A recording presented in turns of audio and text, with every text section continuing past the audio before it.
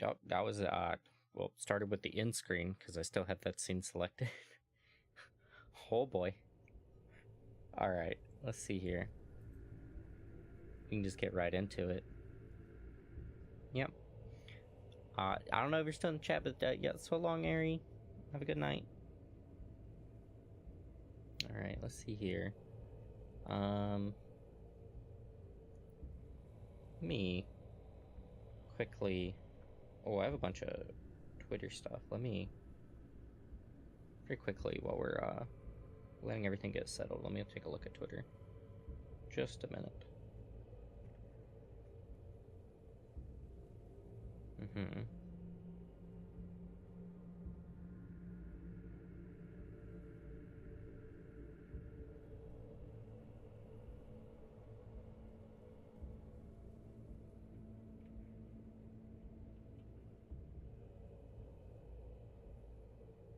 Oh.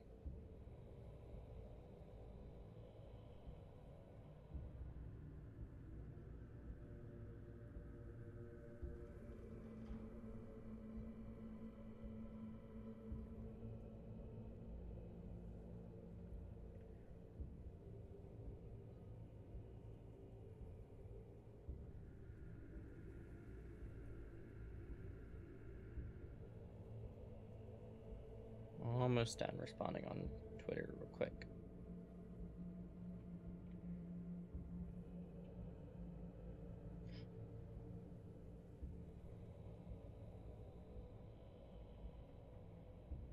Oh boy. Okay, I can't respond to all of that right now. I'll have to get back to the rest of that. There's way too much there. Alright, on to the game. So, I tried to close the game very quickly so I tried to find the temple we were missing, and I did find it. I clicked on the rogue shell, and I wasn't thinking about my stacks. And the second that I clicked it, I tried to close the application. I was like, oh no, I don't want to lose my stacks. It did not work. We did lose our stacks. We are on the rogue shell currently. I also was like, okay, let me look at the skill tree, and I clicked to talk to Janessa, and then it started really important dialogue, and I was like, oh no, and I closed the application, and I don't know if we get that. Let's see. You wear a familiar face. Okay, cool, we do get the dialogue. Or should I say, a distinct lack thereof. Where did you find him, family? Do not answer. Just come closer. It's a simple pleasure to glimpse my beloved. Even if he's truly gone, some part of him remains with you. A small consolation, but I shall accept this mercy. Would it please your withered lips to taste my gifts once again? Yeah, so apparently this is her old boyfriend or something like that.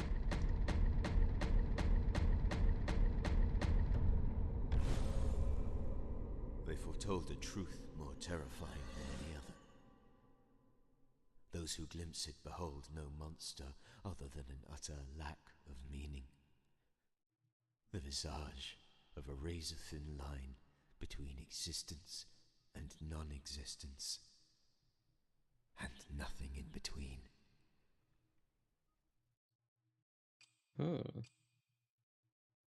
Recollection of death. Regain last chance upon defeating enough foes. Recollection of knowledge. Creates a poison cloud when foes struck. That seems good. Put your enemies off balance with a powerful kick. Taking poison damage heals heal for a portion of the damage which would have been dealt. So this gives him another heal option by eating the poison mushrooms. On Empowered Riposte, Teal sometimes releases a poisonous cloud. On killing an enemy, Teal gains a buff which poisons enemies on hit. Lose this buff when you are hit. Ooh. Sprinting doesn't consume Teal stamina. Gain damage bonus when low on stamina. Teal gains 20% chance to lose stamina instead of his health on taking damage. That one's pretty good. Striking a poison enemy increases the chance of Teal's other passives will trigger. Oh. Uh-huh.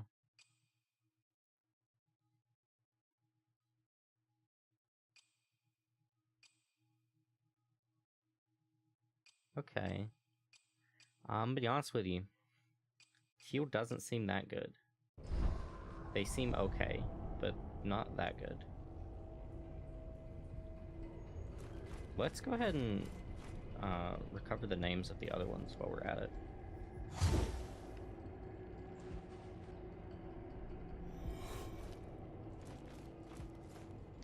Yes, slowly now.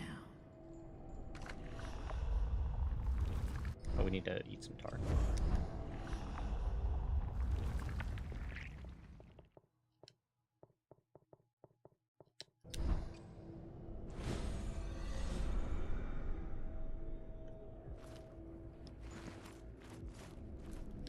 Yes.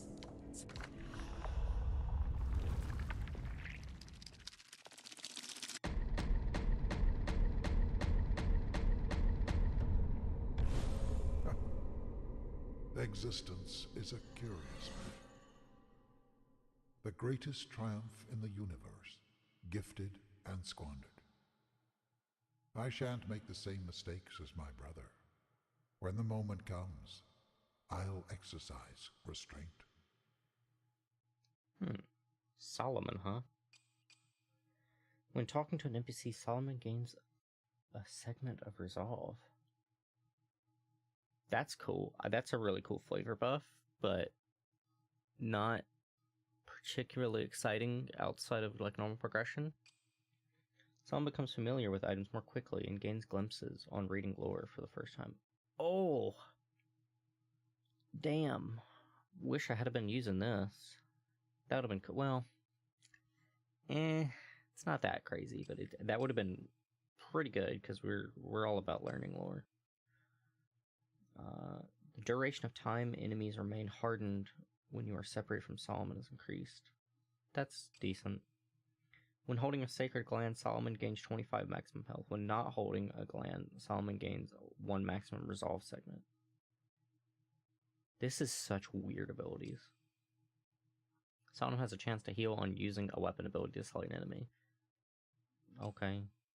Killing an enemy with an empowered riposte has a chance to restore all resolve. That's pretty good. Solomon gains a small amount of resolve when being struck while hardened. That's good. That's quite good. Regain last chance upon defeating foes. Strength. Gains resolve when a foe is struck by the blast. Okay. I mean, he's okay. He would have been really quite good early game.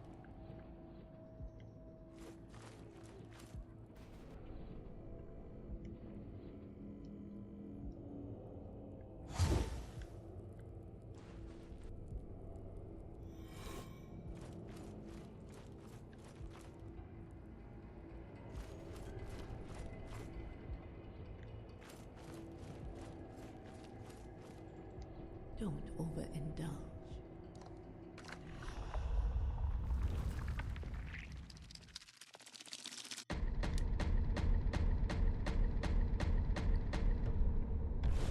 The brigands pointed us toward the temple. Shunned by the devout, their allegiances lie to those who are Fatah, or spirits. They entertain themselves with drunken antics or violent cruelties. They know better than to attack us. But they followed us at a distance, hoping for scraps. It's another kick.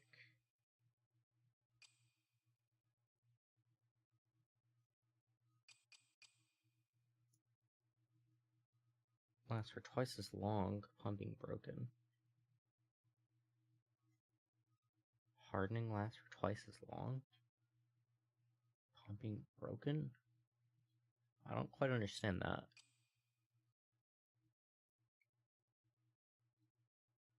That's pretty good. I like that. Killing 2 enemies in quick succession resets your harden cooldown. Hardening causes Horus's stamina to rapidly refill. That's pretty sick. Harden cooldown is reduced by 25%. For a short time after hardening, enemies killed have a chance to drop additional glimpse. Gaining a glimpse has a chance to restore some health. Has a chance for enemies to drop an additional glimpse on death. Yeah, I mean, these are cool. It's really between this and Solomon for like early game stuff, I guess. I want to check real quick. So we don't have stacks when we swap back. Yeah, no, we still don't have stacks when we swap back. We have indeed lost our stacks. To be honest, I'm not particularly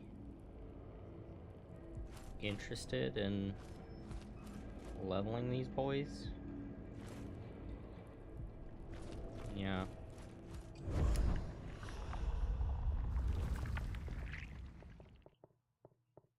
I have become aware of one reason to level them.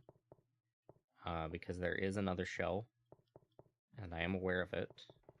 And we do get benefits from leveling the other shells for that shell that we haven't unlocked yet. So we'll probably come and deal with that at some point.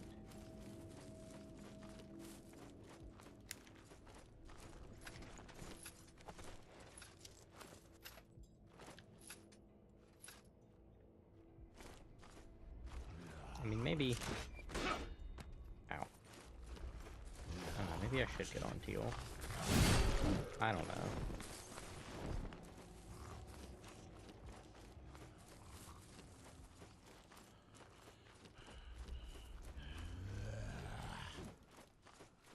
Honestly, Aerodrome just kind of seems better. Like, other than the stamina. The stamina is an issue, but I'm going the wrong way.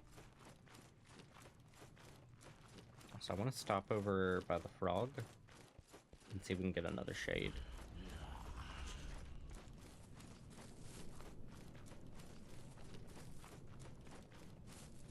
Like, other than the stamina, which is quite a big problem to be fair, Aerodrome just kind of seems like the best out of these shells.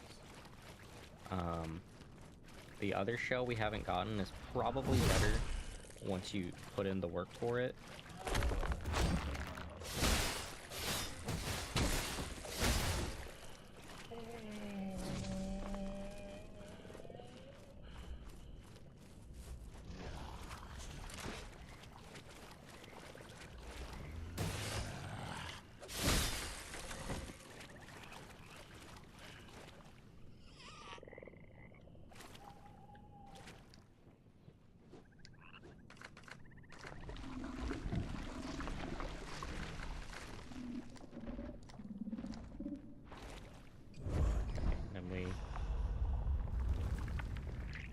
Playing a little tune.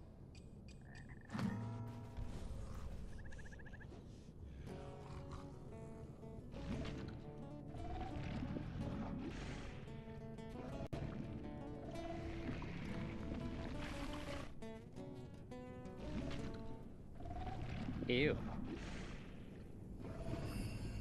Oh, I mean, it's not so bad, actually.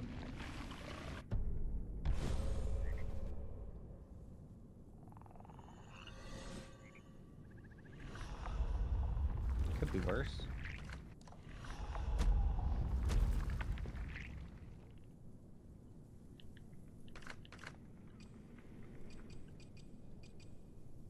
Yeah, honestly, default's kind of the best one, though.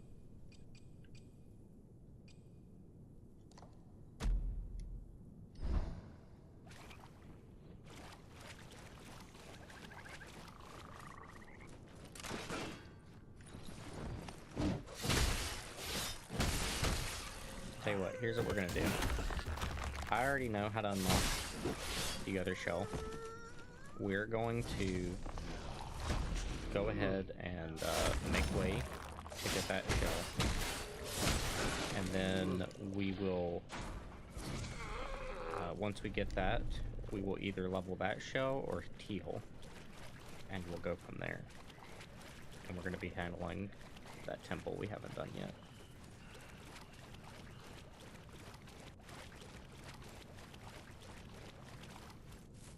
There's also, in addition to the weapon that we haven't gotten, that is in the temple, there's another weapon I found out, and I think there is a chance that I end up liking that one more than these weapons. Possibly I don't, but there's a good possibility that I end up liking that one more.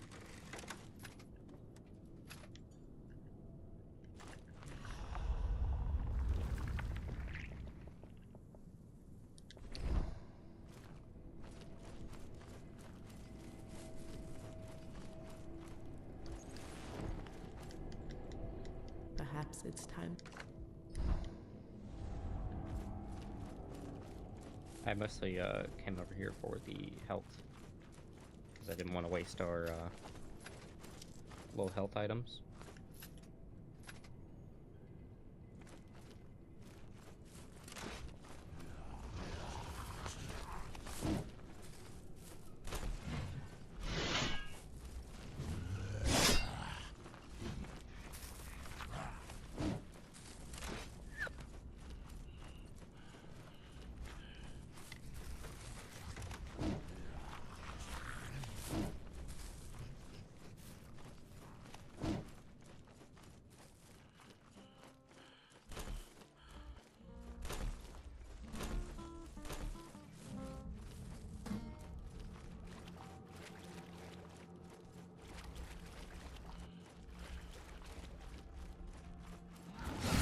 Ouch.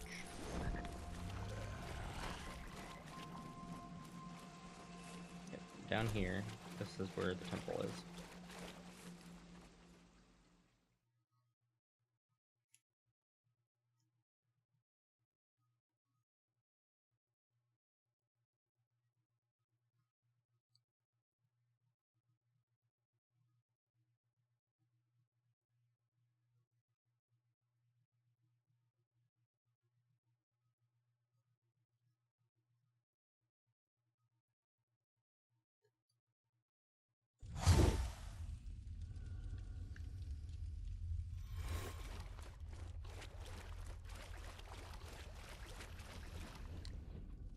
Eager for another taste, family. Not so hasty. Not all places are as friendly as Fulgrim. There won't be any merriment around a bonfire here. Only the dead call this place home. All that remains are scavengers gnawing on bones. An intruder like yourself will not be welcome. So then, would you like another sip? Okay.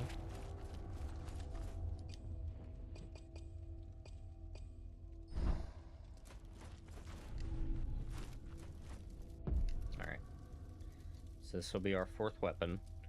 And once we do this, we head back over to the little crypt where we keep our bodies, our shells. And we'll be able to get another shell and another weapon.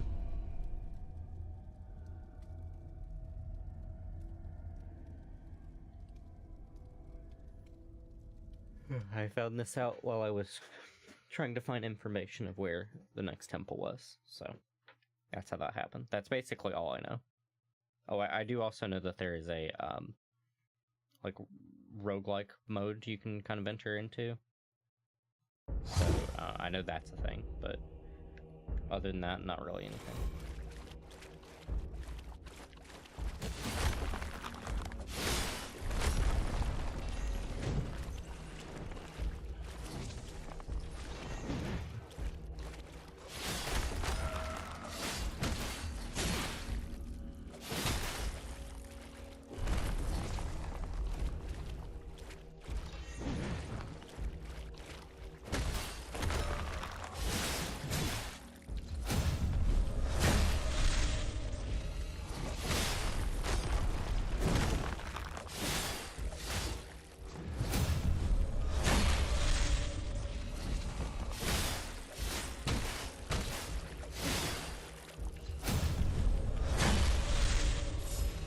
Wow.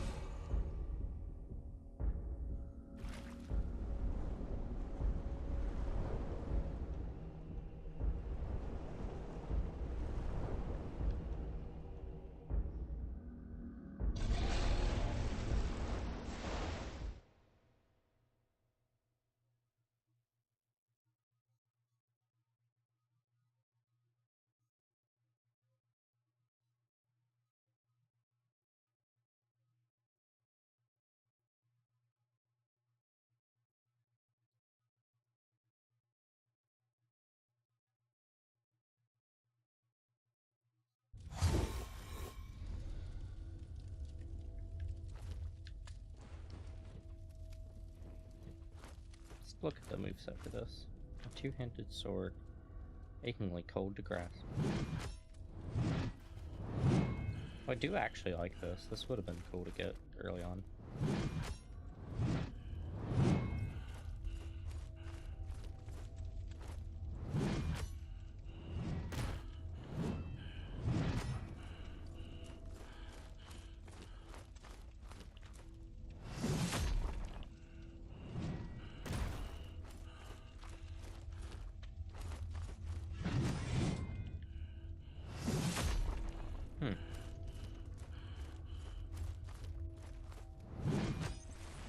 Yep, it's decent.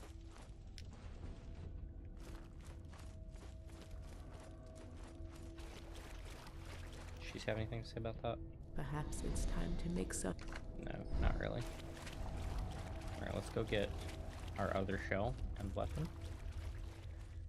We're definitely going to give that weapon a good shot. It interests me a lot. I do really like this weapon though, so I don't know.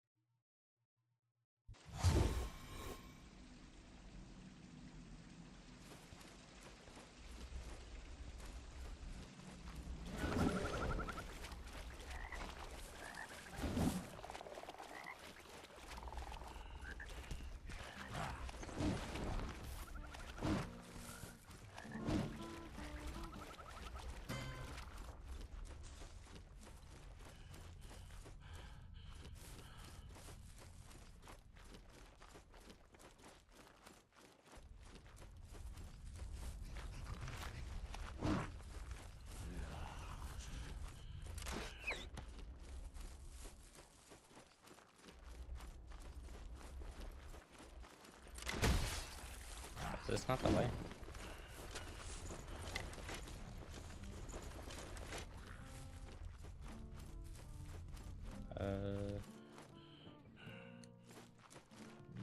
No, I don't think it is.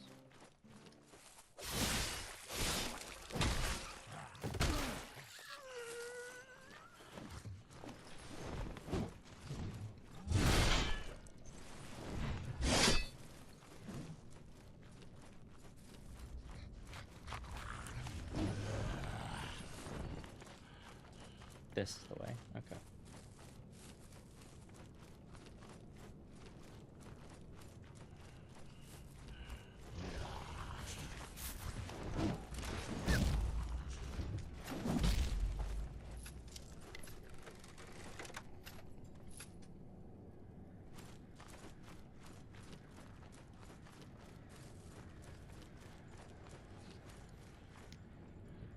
Perhaps it's time to make some. Very well. Wait, I need to enter the menu. Perhaps That's right. it's.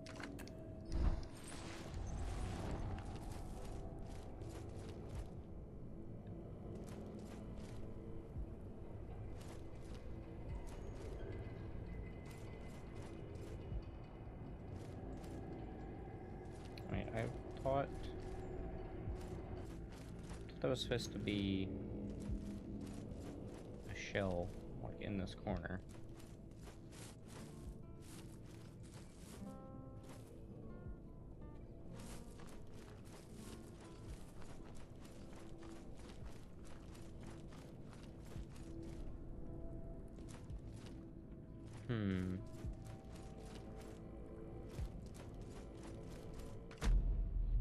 You're back. I'm afraid I have little to offer you without a clan to prepare.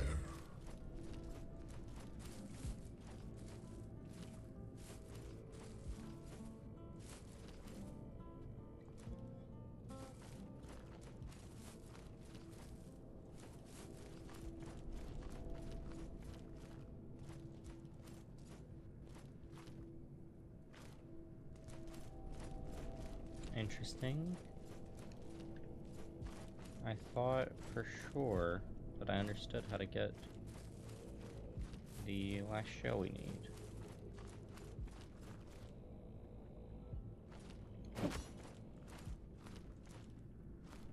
That's annoying. I was gonna fill up my tar and try to buy the hair tools.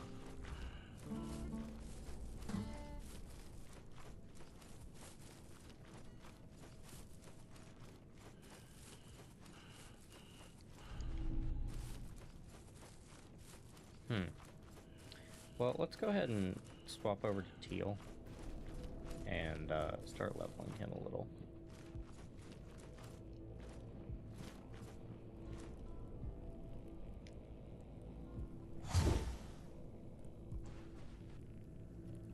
We'll go pay the frog a visit too and get another shader for Teal. Yes. Let me see what ability is it that I want to get on Teal.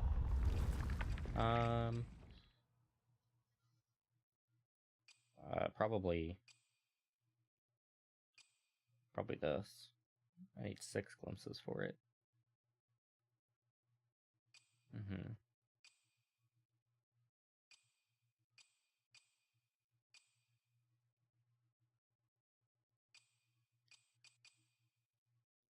Okay.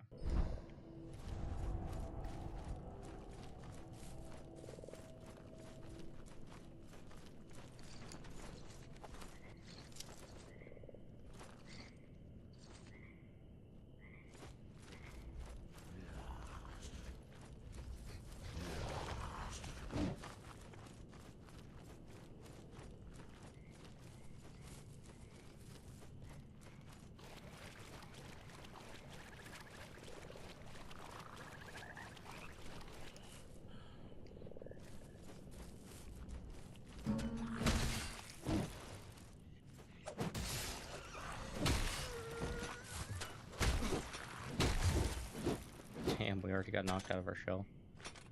Yeah, it's Teal. Oh my god. I gotta be careful on Teal.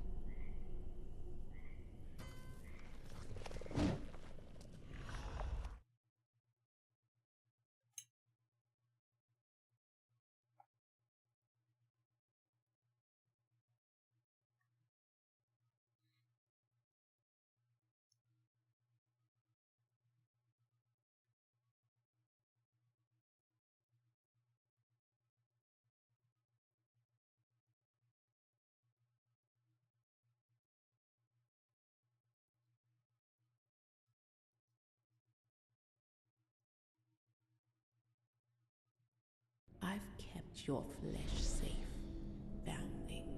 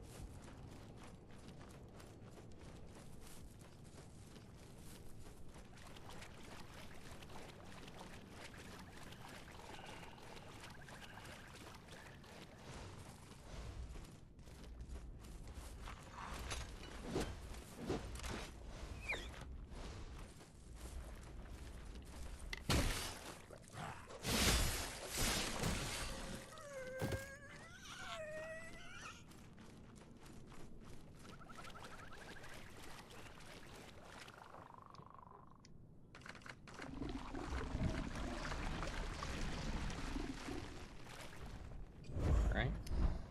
I'm playing a little tune.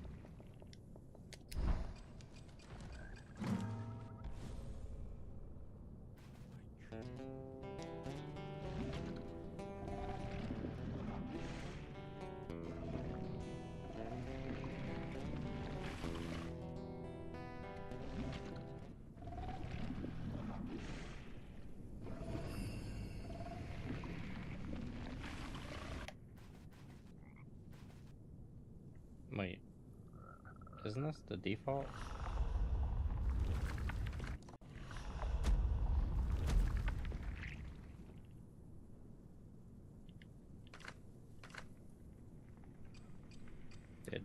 It definitely is.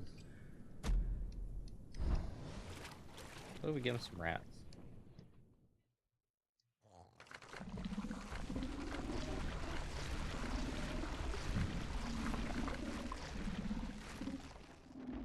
Appreciate it, unlike the shallow layabouts around here.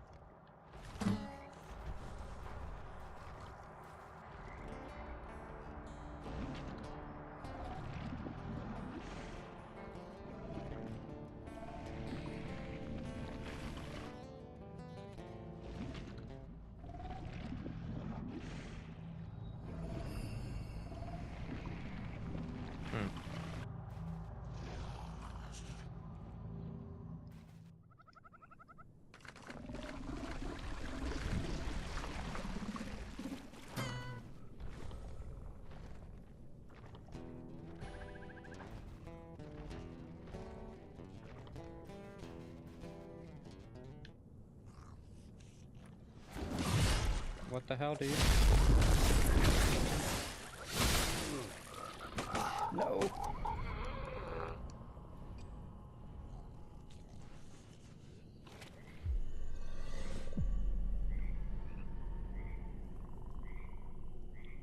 Well then. Alright. Maybe we don't bother going to get that tar.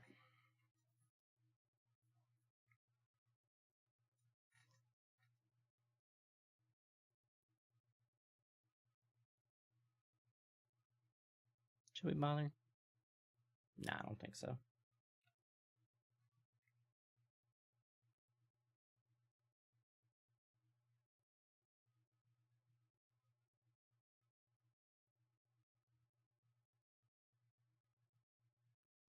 I've kept your flesh safe, foundling.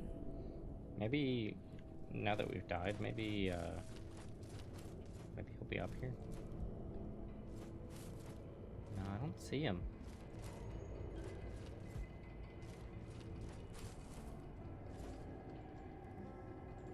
Weird.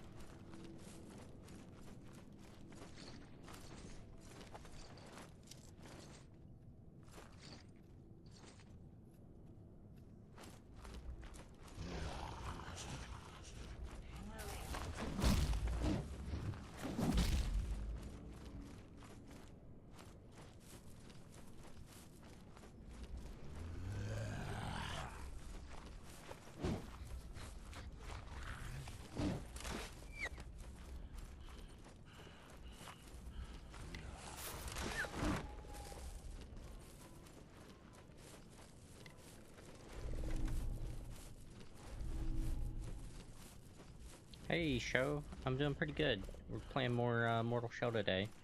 I don't know how much is left in the game, but we did like an hour-long play session of it yesterday. Probably won't do quite as long today, but maybe we end up finishing it. Maybe not.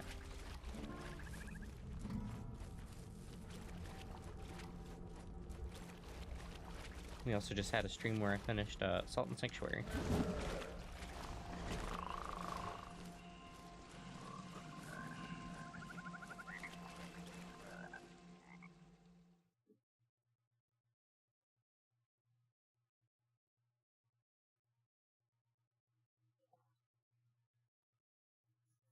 I'm not quite sure how long it is. It's an indie game. Or maybe it's not an indie game. Maybe it's from like a smaller studio. But it's definitely a smaller project, and there's like 3 main temples to go through, and this is our 3rd. I don't know how much of the game awaits us after finishing up the temples, but I imagine we don't have nearly as much to go through as we've already gone through. Don't overindulge. Very well. Let's get an ability.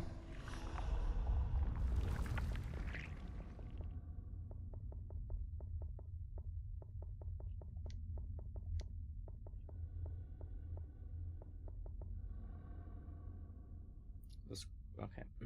Glimpse of oblivion. A dim, perplexing glimpse of oblivion.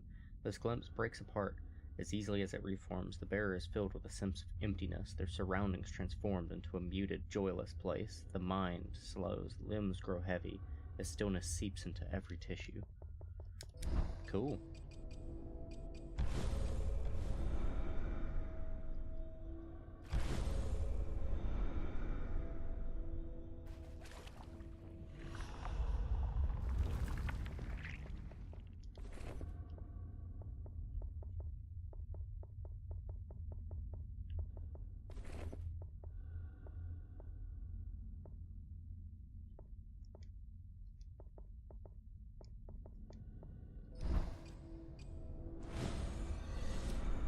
There's a little bit of story that we're discovering. The shell we're using right now, this like corpse, because we're actually a fleshy little weird thing that crawls inside of these dudes. This corpse that we're using used to be her lover. She is a part of some type of religious group of people who like ascend and like leave behind their mortal form. And oh hey Legion, it's good to see you again. We're back with more Mortal Shell. So you got great timing. We haven't really done much since. Let's see. Since you had to go last time. We beat a boss and we turned that in, and yeah, not really a whole lot more than that. But yeah, there's a story. It's very light on story. I don't really know exactly what's going on yet. Yes. But we're kind of uncovering it. Okay, so I need to get 1K car.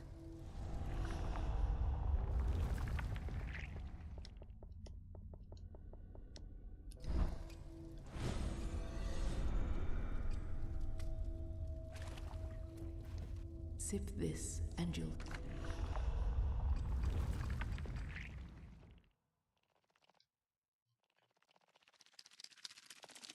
I'm doing quite well. How about you, Legion? Within the wilds, we forgot our teachings and fell in with brigands.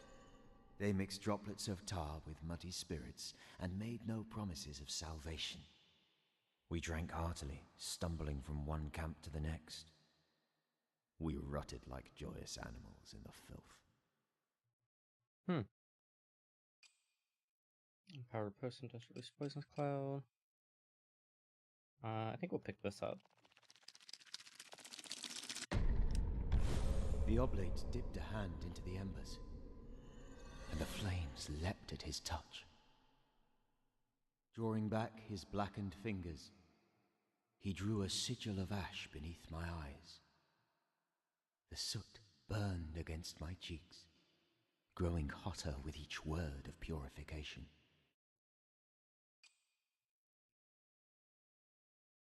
I want to pick this up, so we need to get 1K 100 tar.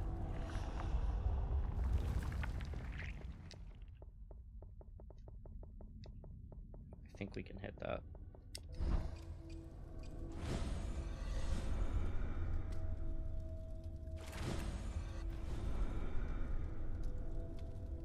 Exactly, actually. Sip this and you'll...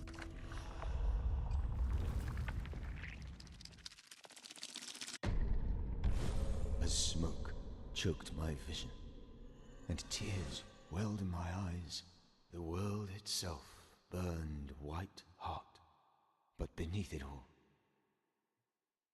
there was nothing. No monsters, no gods, only oblivion. The consecrated fires revealed cinders and shadows, yet I strained to see more. Surely these sages offered more than the assurances of annihilation.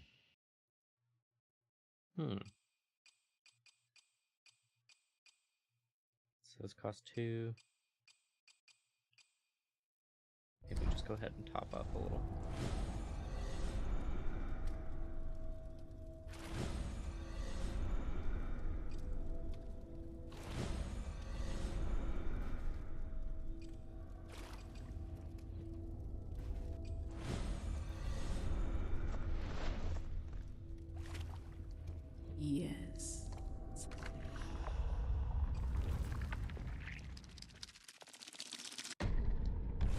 With the tar throbbing in my belly, I see her completely.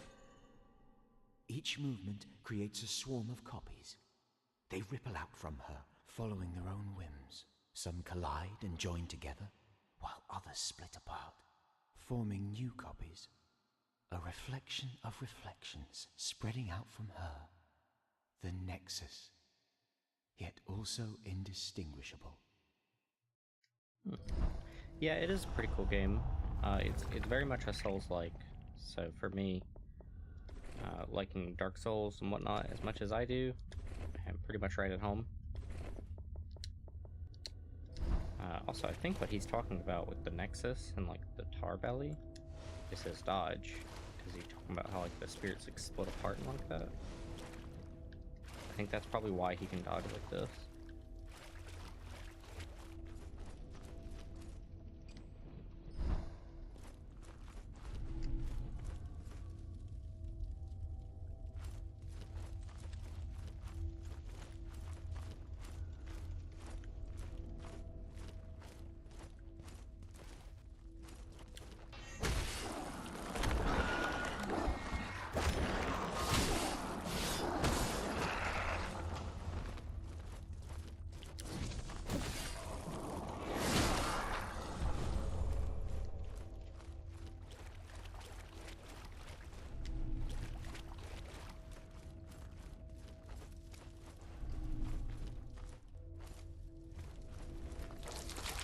Oh dear.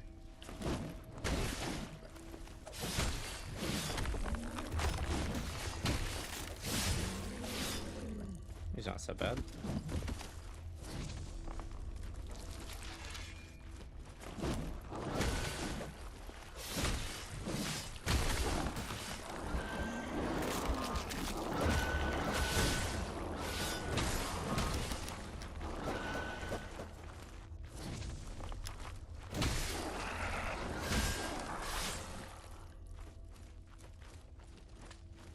Yeah, teal's actually pretty good for this area, I think, because those guys can poison us. So this gives us a chance to not get messed up by the poison and actually recover health from it.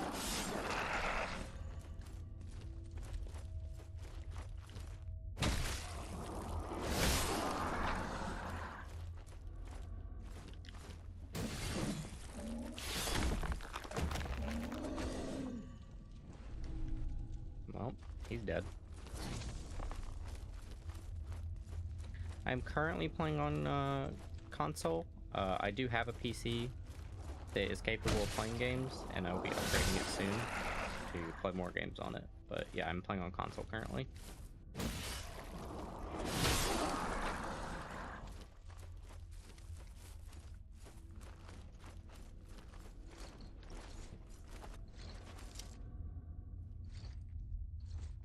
How about you? What do you normally play on? Try Winter Glass. Inside the Martyr's Blade. Oh, interesting. The first martyr gave neither blood nor body. No, he gave up so much more to preserve our faith. He gave his living memory, all that he knew, all that he had glimpsed, sealed within ice. As it thaws, open your mouth and harden your heart. Receive his gift, remember what came before.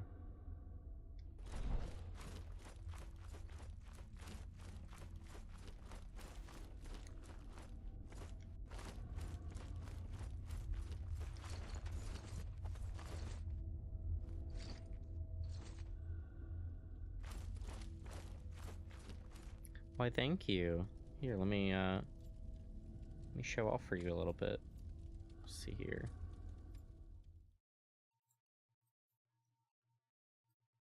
Here's the zoom out.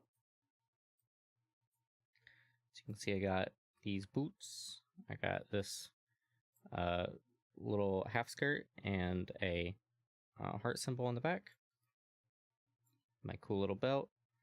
My little, what do you call that? I can't remember what I called it. I looked up the name for what you call that. The little sash that goes around.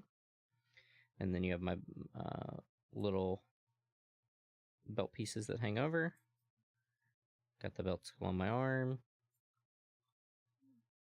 My sigil. on my chest, my little rose thing, my mouth with teeth, my earrings, my braid, my broken crown, and my eyes that are like sunsets. Okay, swapping back to gameplay.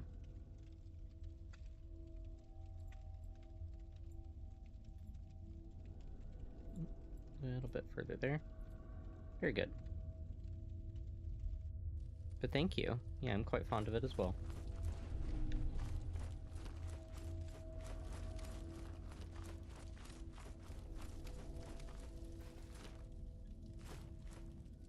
Oh, this is your first time seeing it? Yeah, I'm extremely happy with my model. Really I could not have possibly ended up in a scenario where I have something that better represents me.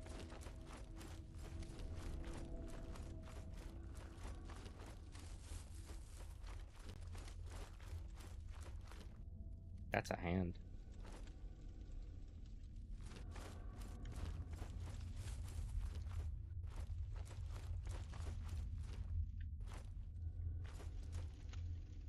Let's go left. So I did the concept for it. Like I thought up everything regarding it. I got a bunch of references by taking pictures from character designs that I really like the sleeve with the belts is very much a mixture of Alucard from Symphony of the Night design, and then taking inspiration from a lot of Tetsuya Nomura's design. And then I made an embarrassing little sketch in my terrible art just to kind of convey what I needed to convey to the artist. And then I kind of wrote out a bunch of details for it, and she managed to just kind of put it all together and make it happen. Let me go ahead and I will grab a link to her and put it here in chat. There you go. That is my mama.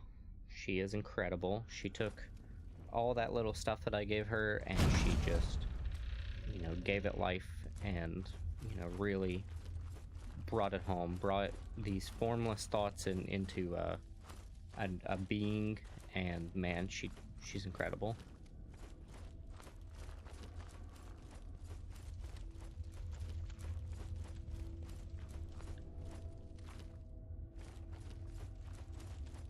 Man, I really, once again, I mentioned this in Salt and Sanctuary, I'm missing the item in Dark Souls where you could throw down a little glittery ball. You could throw down those balls to make a little trail for yourself, and you could throw them down holes to see if you would survive the fall.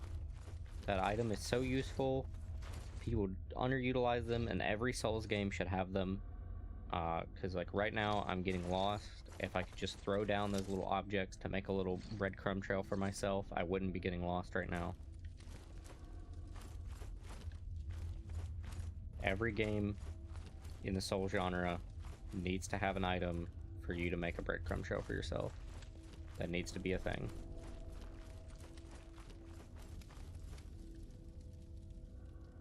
Thank you. I think it's very beautiful as well.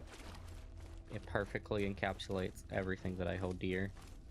And I'm writing tons and tons of stories that will involve Soren and the world of Altera Vita. I am a member of a group of several other VTubers. We are a group of 5 currently. We're not like an agency or anything like that. We're just independent VTubers that wanted to get into VTubing together. I'm the first of us to actually, get things going, but there are more of the way. Valdis Fox, in fact, I think... Hang on a second. I don't think she would mind if I gave a little tease of her. Let me see here. she's on Twitter, so I highly doubt she'll mind if I show off her design. Let me just make sure there's nothing in this photograph that's an issue. Nope, this is perfectly fine. Okay. Image. And browse.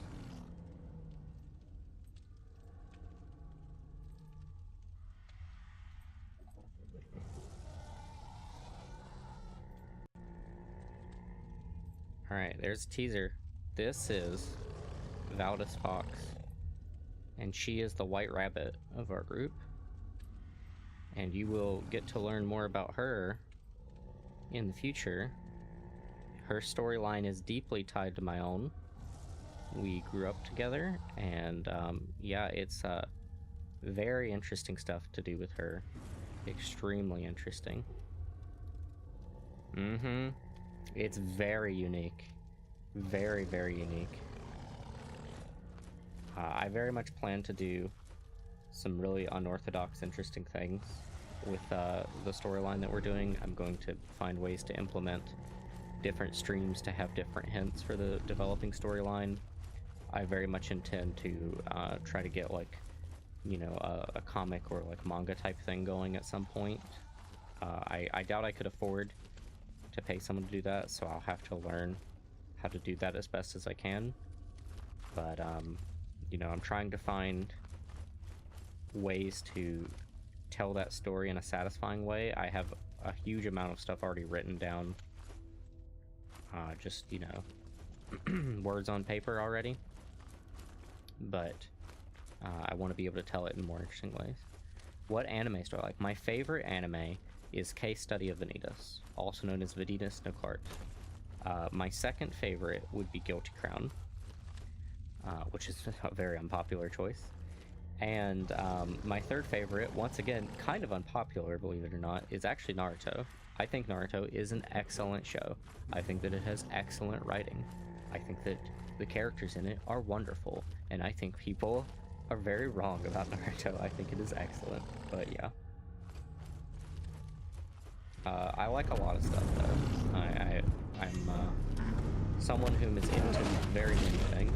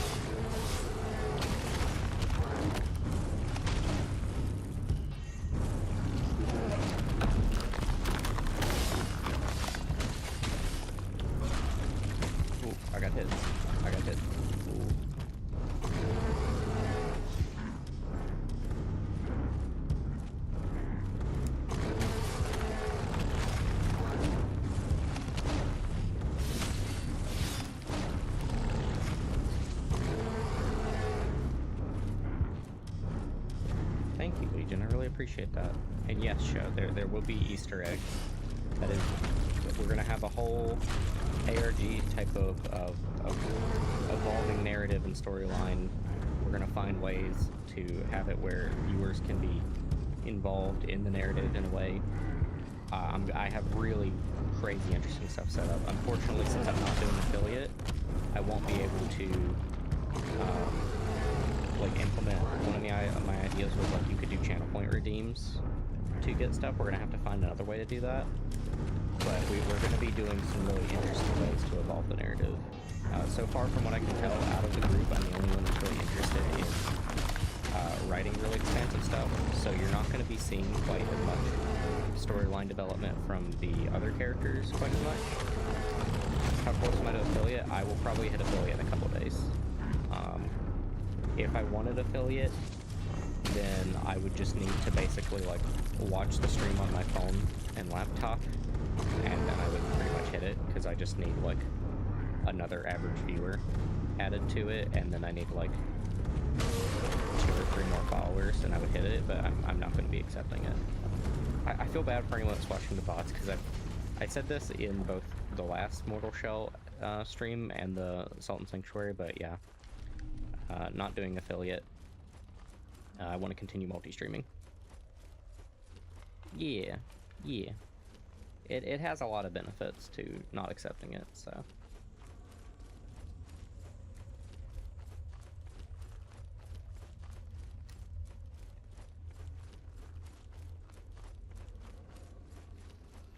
So, I wish the crypt kind of went on a little bit longer. Seems like the crypt was a really short area.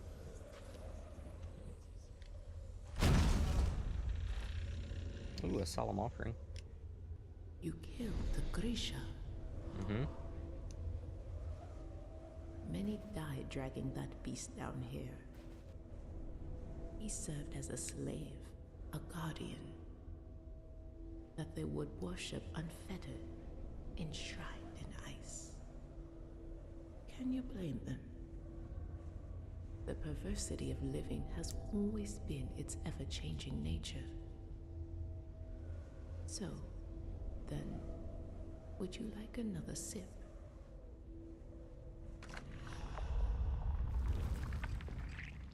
Let's go ahead and get this kicked. 2 winters. That is all the physician promised was left for me. The malady gnaws at the corners of my eyes, pries the flesh from fingers and toes. It burrows deeper and deeper into my bones with each passing day. Even my own kin look away. Damn, so he had some type of... So this is like his actual... This isn't a mask, this is his actual, like, skull. The illness, like, actually, like, ate away at all the flesh and whatnot. That's pretty rough. You gonna bath? Okay. I'm not sure if you, I'm not exactly sure that you're going to bath. Yeah, I don't know that you're actually saying what you mean to say on that one, but yeah, if you're going to go have a bath, enjoy your bath.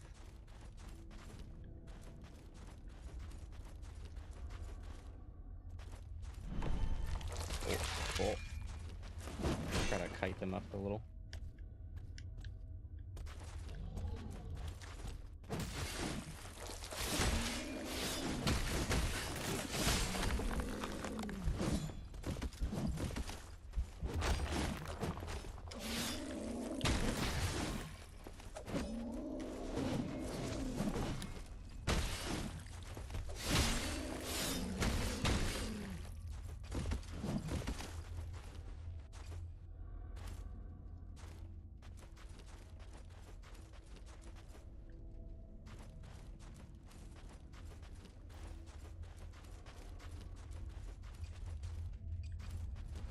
Oh, I don't think these mushrooms actually poison me anymore. I think it built up a resistance to it.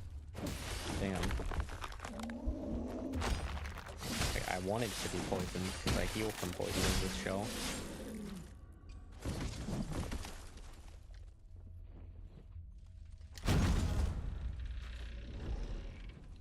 The first vision came upon me like a waking dream. Thrust into a vast chamber, I beheld a maiden, crowned with winter glass.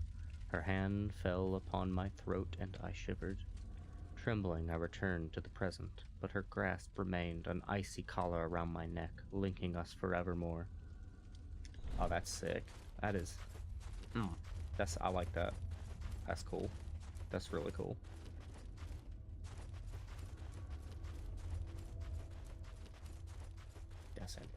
I like the way that was written. That reminds me of... I'm sure it's the Forevermore line, but that's very poetic.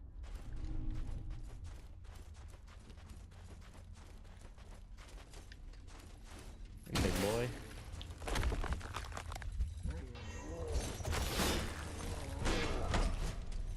Ow.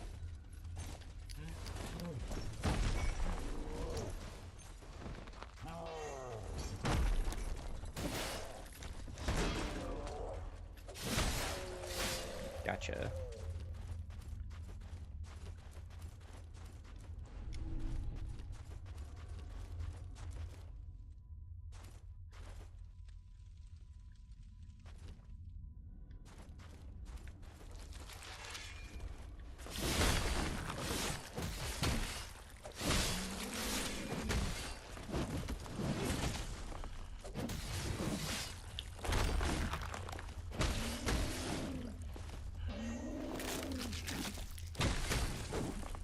Oh, he poisoned me. Oh, that's fine. I'm immune. Okay.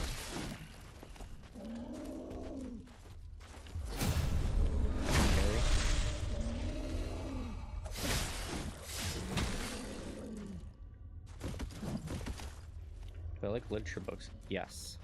I have not read as much as I would like to, but I do very much so.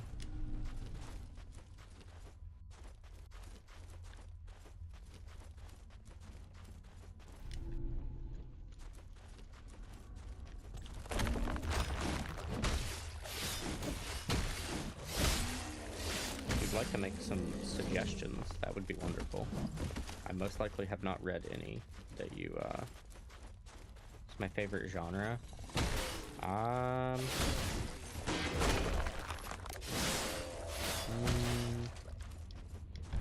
What is my favorite genre?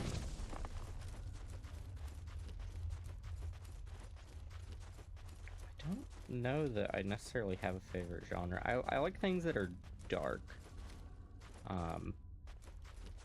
Like a dark setting, I find very enjoyable. Especially if being dark doesn't necessarily mean that everything ends in tragedy.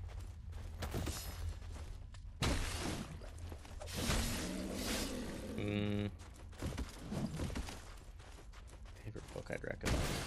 I mean, I don't know that I necessarily have a favorite to recommend. I really enjoyed Bram Stoker's Dracula recently. I'm not sure if that falls into the literature category, but I really enjoyed that as a good read. I mean, reading like poetry books from like Edgar Allan Poe is always enjoyable.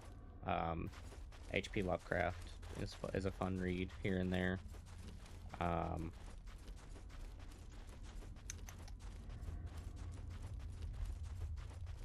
Yeah, that's about all I'd really recommend right now. I do read a lot of nonfiction as well, so...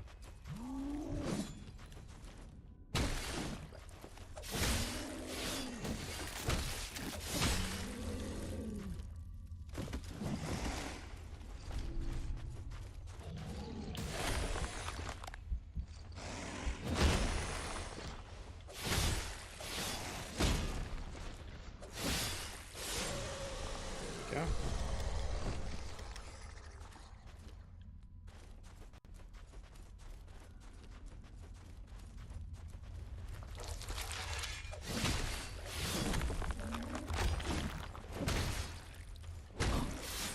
No Longer Human.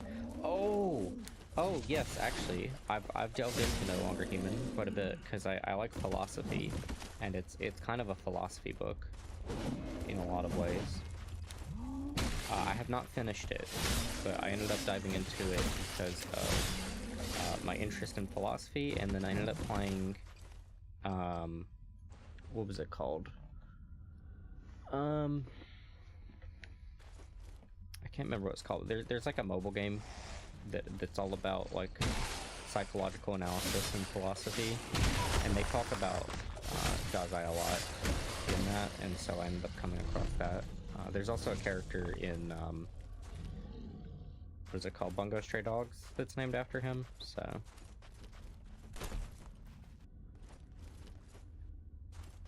yeah.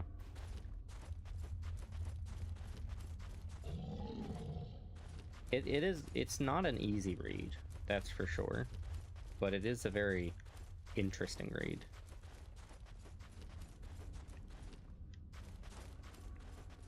The writer was very much suffering. That comes through in the work. Yeah, I can't remember. I think it's called, it might be called id. So you might be able to find it that. You could probably just type in like psychological analysis mobile game and find it as well.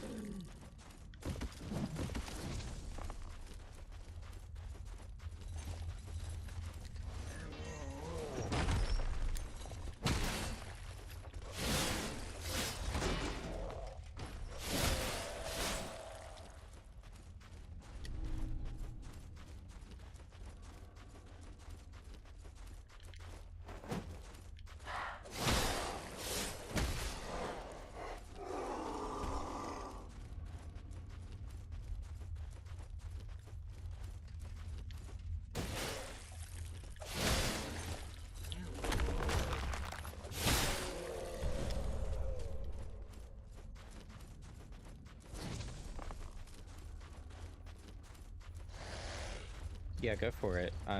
You can hit me up at any time.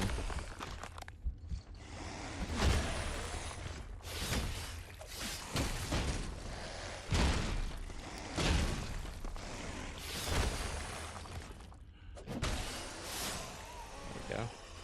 Got a little too close to death there. I think I overhealed there.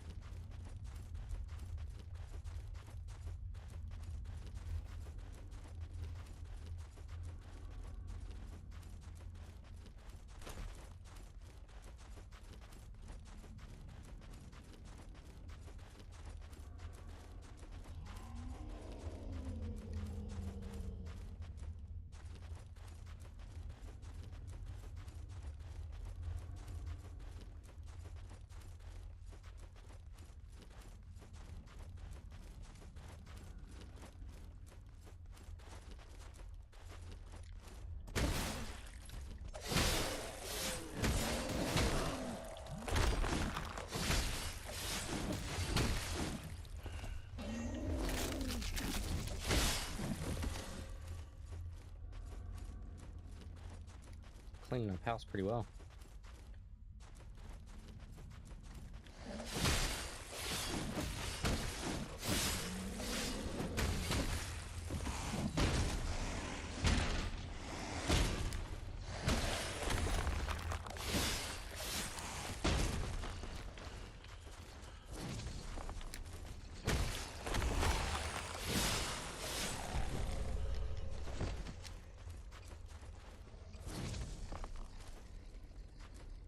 Gotta go?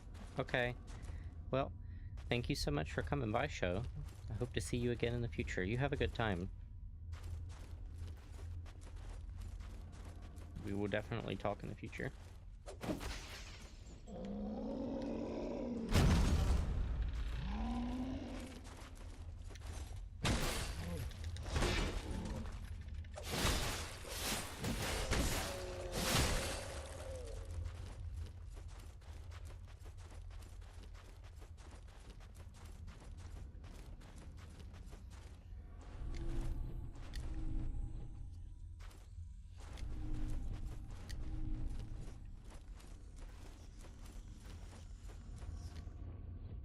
Do you feel them? The enshrined weight, watching the Immaculate for thousands of years. They will not stir until the Ascension. They wait for her to deliver them. Here, drink fully, warm your bones.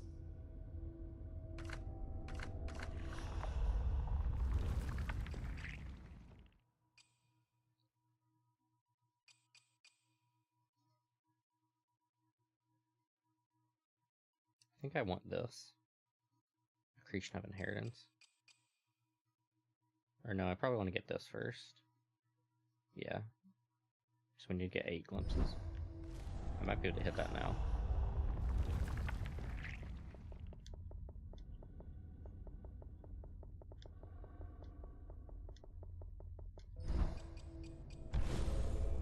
Yep.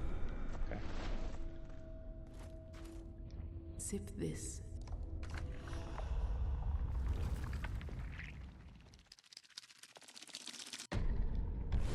We stole from those thieves.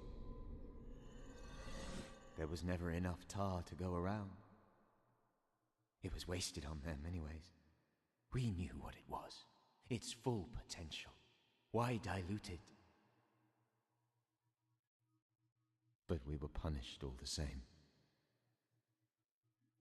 In time, my ruined face peeled away.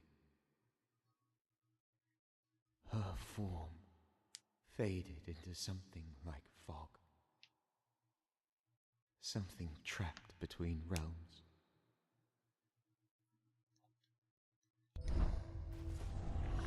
Okay.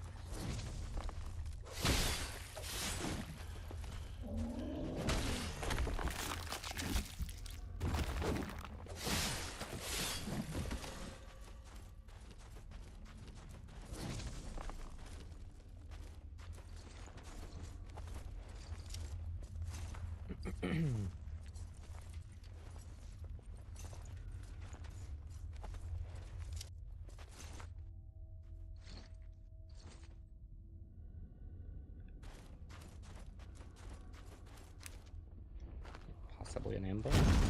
Yes.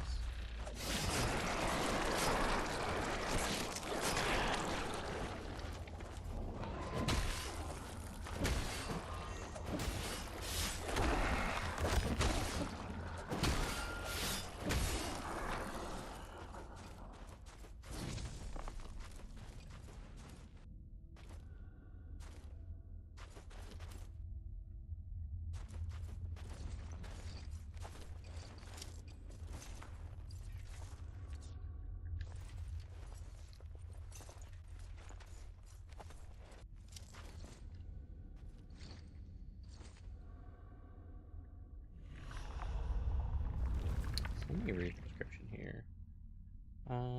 Deal 40 poison damage for 16. Does familiar, gain a mandated poison. Yeah, so this is no longer useful to me. Fungus offers a curious rush of nausea and delirium, often resulting in false visions. It's a convincing imitation of catarrh, though highly toxic, but then again, aren't all of pleasures. Interesting.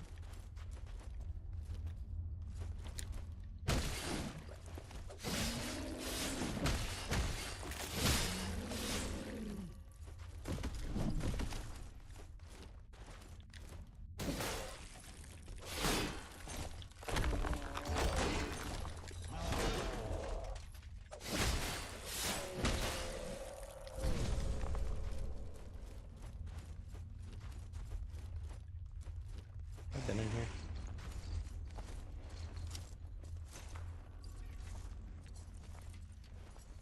I don't think so.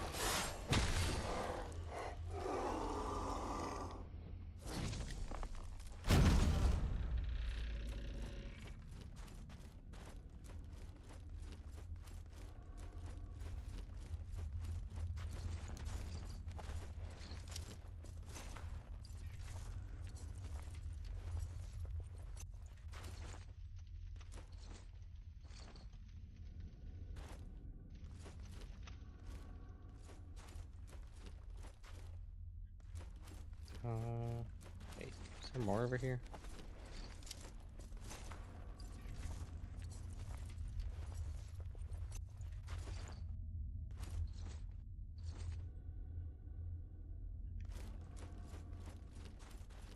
Yes. Yes, there is. Okay.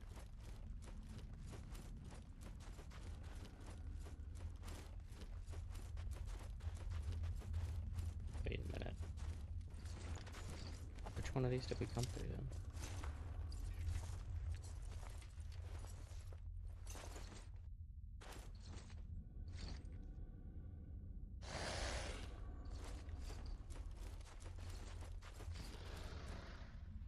Oh, I see. They both leap back here.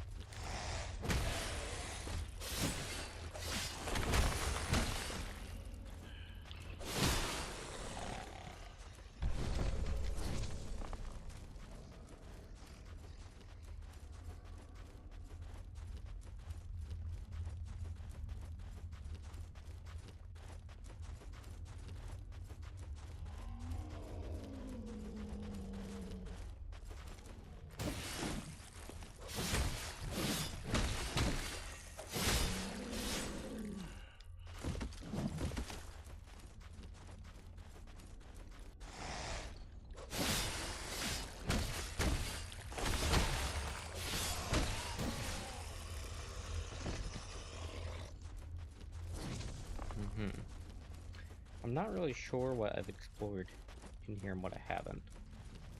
So I'm just kind of covering my bases.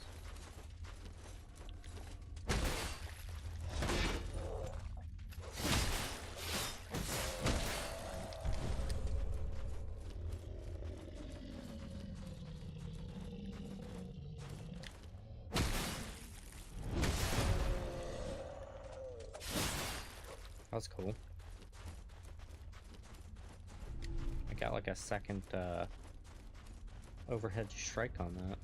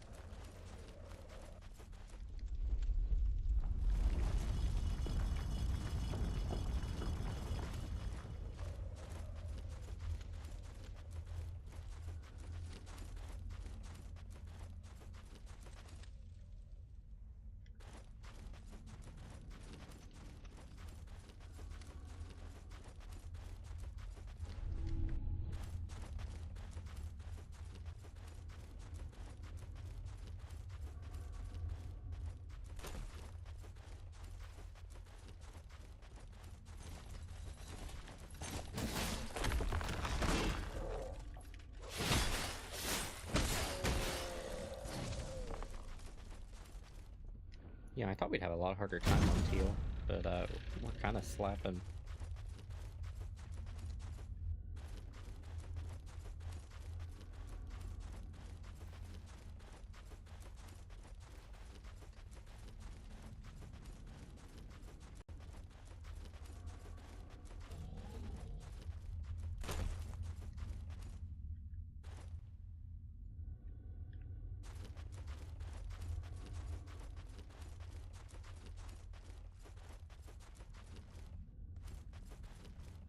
Okay, so this is that room with the beast dude.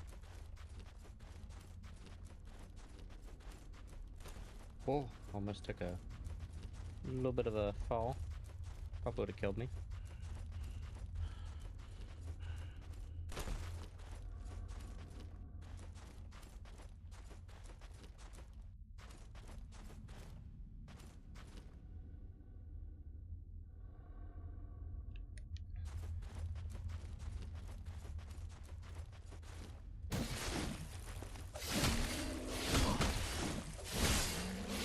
I managed to hit me.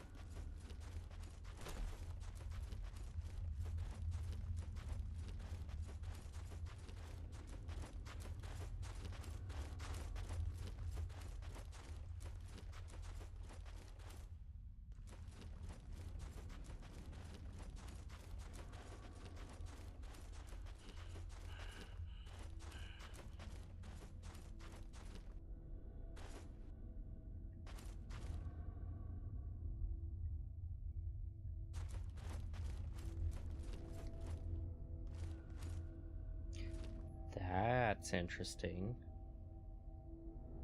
Look at that. You have people's forms floating through the ice toward the little avatar or whatever up there. That's very interesting. Yes, take.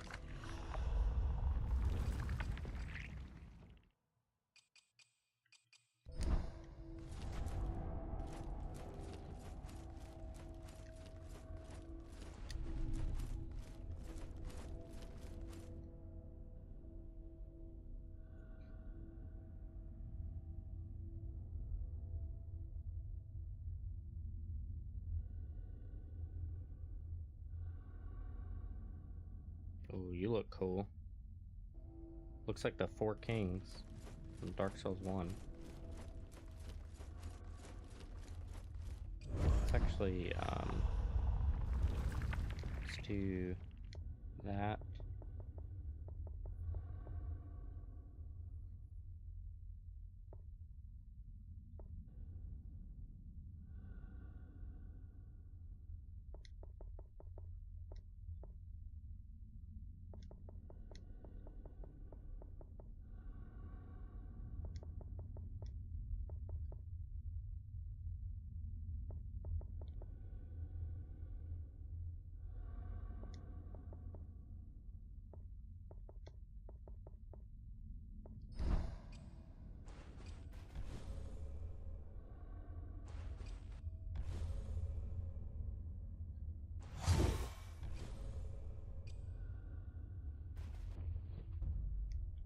Alright.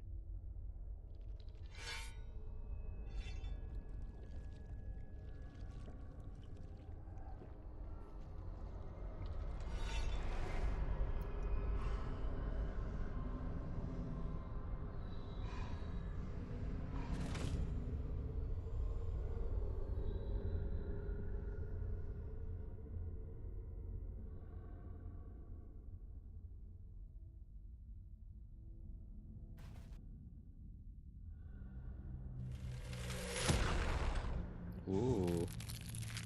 Oh, you're cool. I'm going to enjoy this. Damn, I wanna play as him.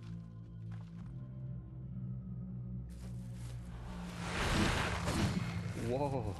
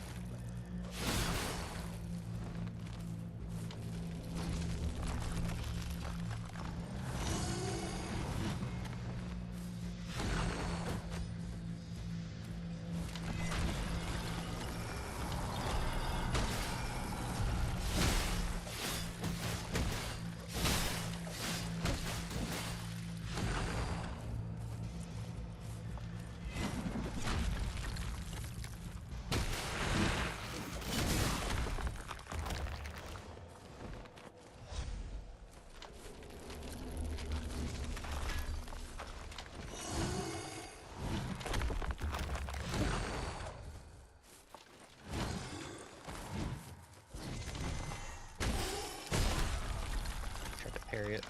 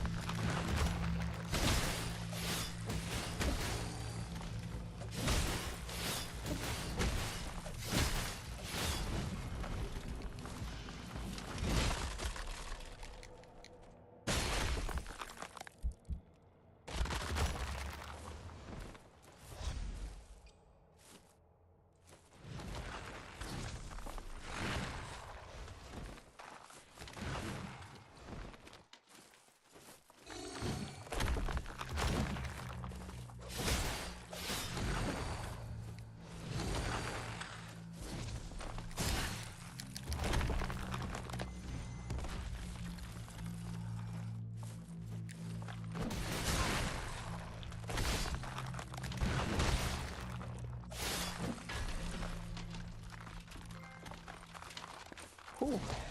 That's my favorite boss so far. I absolutely loved that. Every second of that was incredible. That boss is fantastic. That's a really good boss. Oh my god. I'm blown away by that boss.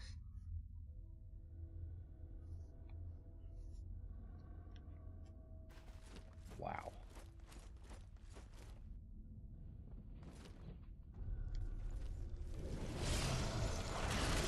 I feel kind of bad about this one.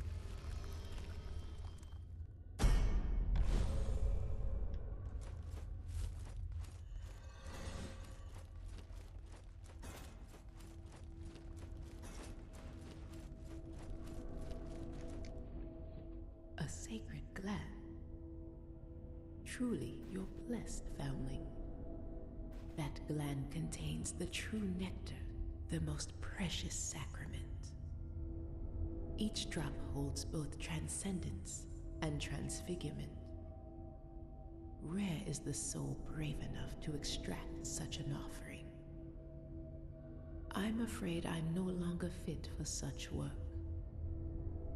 The rite of extraction requires deeply pious hands, though perhaps deeply blasphemous hands would do.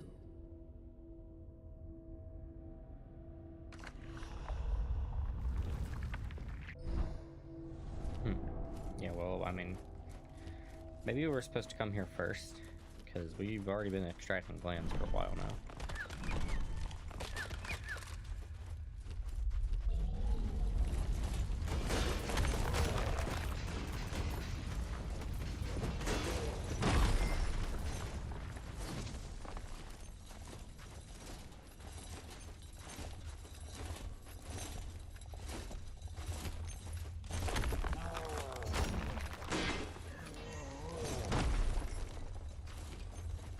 What?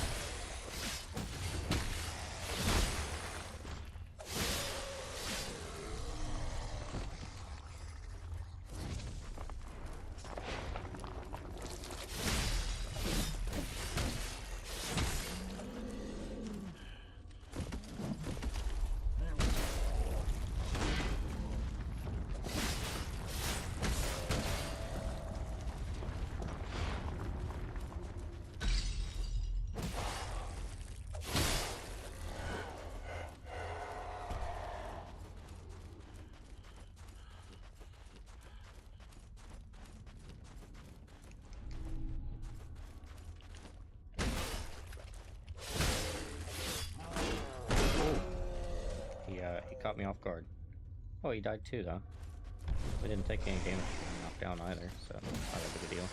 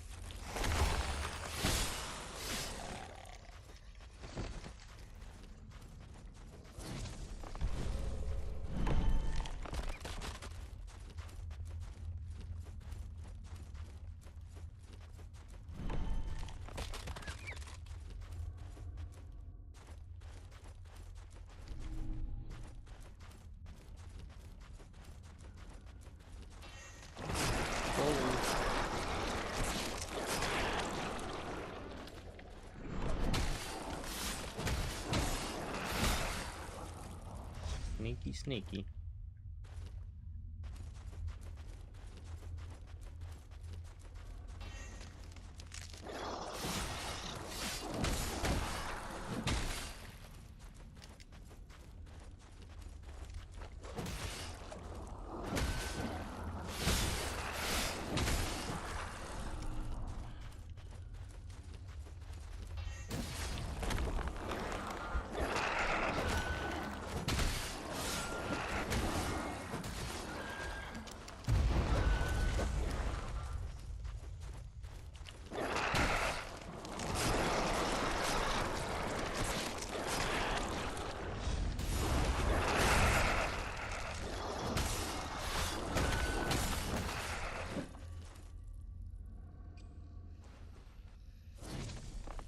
Well, that was really cool.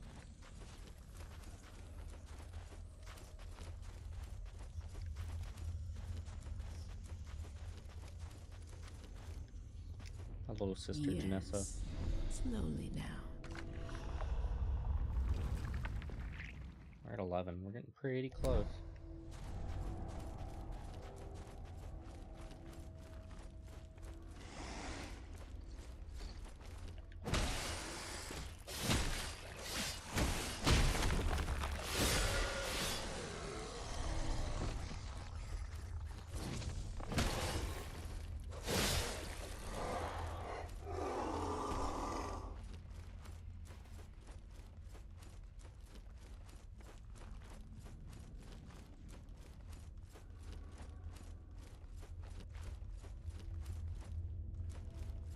Drop on him.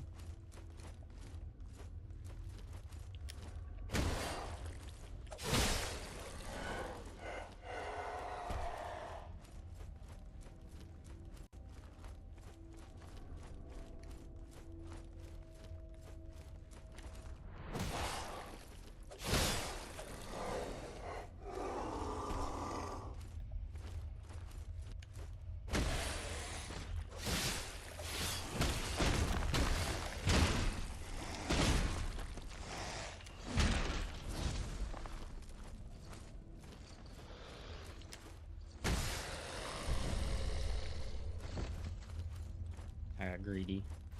I let him hit me twice there.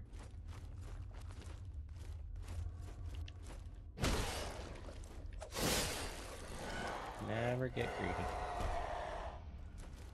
It will be your demise. Whoa.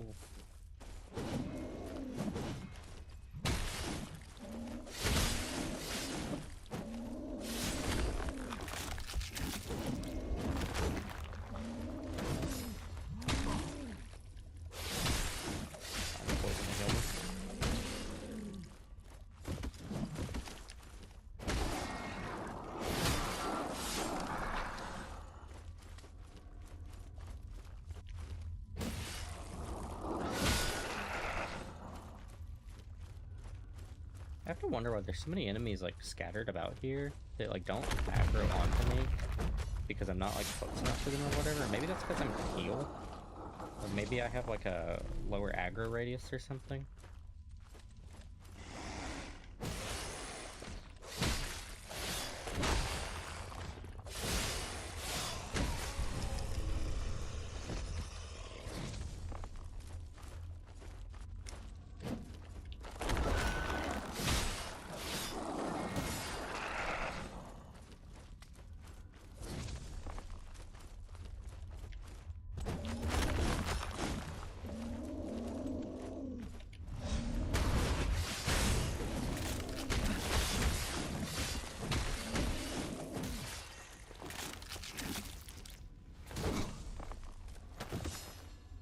I should have shelled for that. Didn't realize the head impact would do that much damage.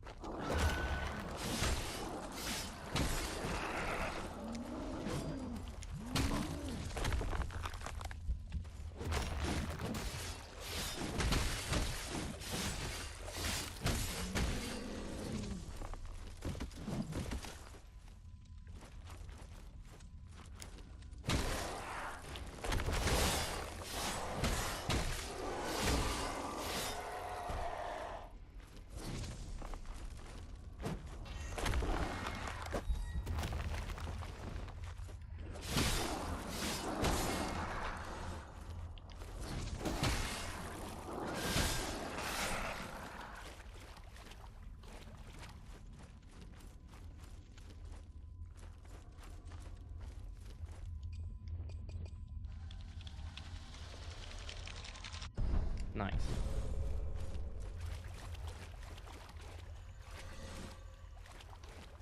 Yes, taste.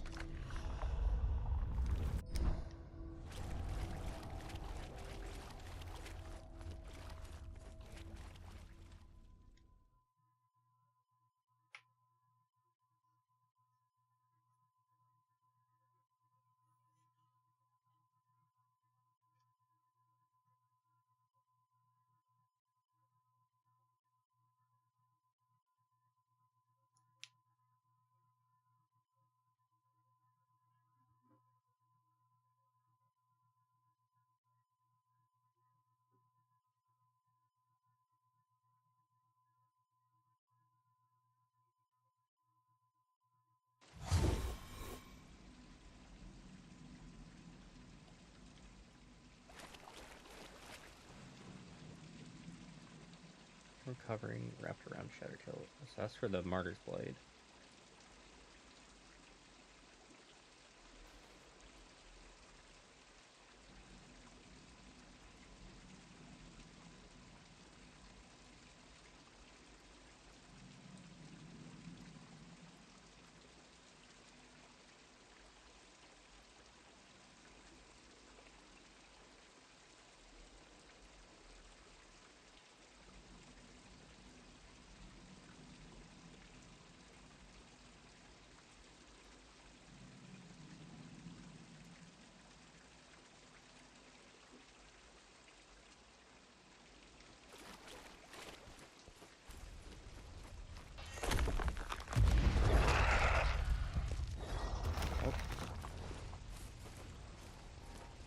Tell you what, let's just...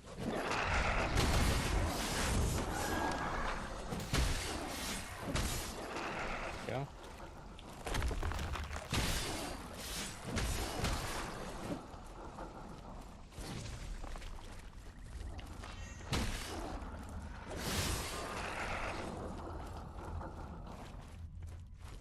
Look around a little for the chests while we're at it, though.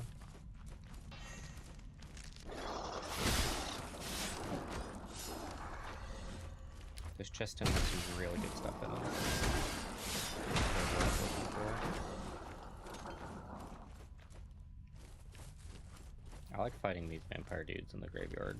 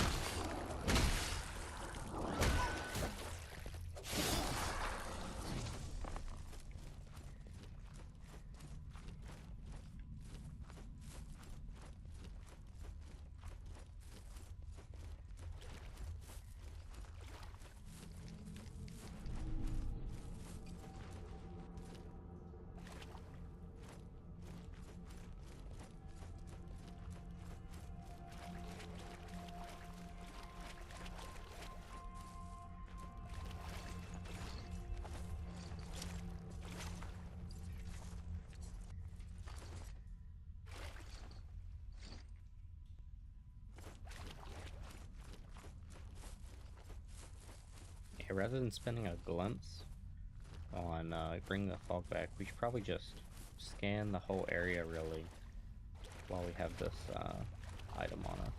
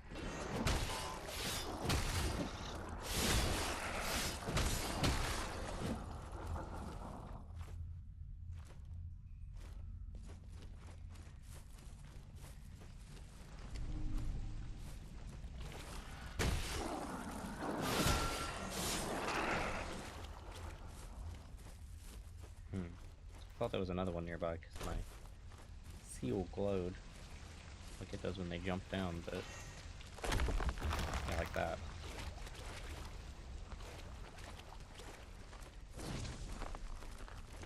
Ahoy, Pluto! Good to see you. We finished Salt and Sanctuary earlier, and now we're on Mortal Shell. We completed another temple. It was a crypt and then an ice area. It was pretty interesting.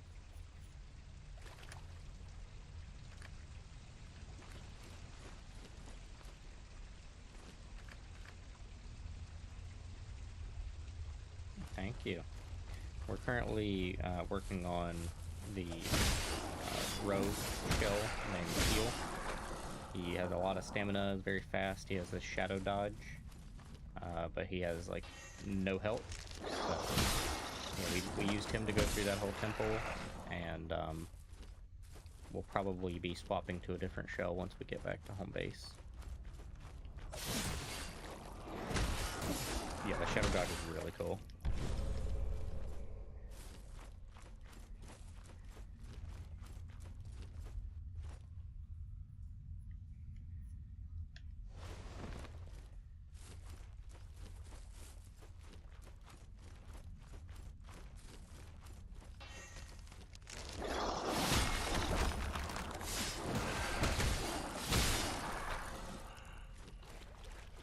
Right now I'm kind of scanning the area while the fog is here, looking for chests I can open that I'm only able to open during the fog time.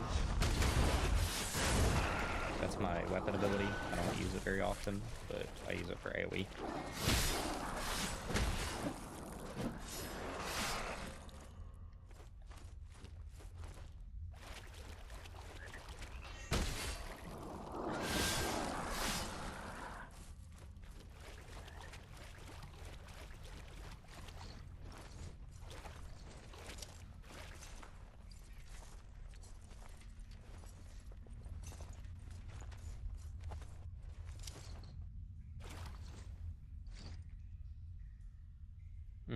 Yeah, the animations can be really good.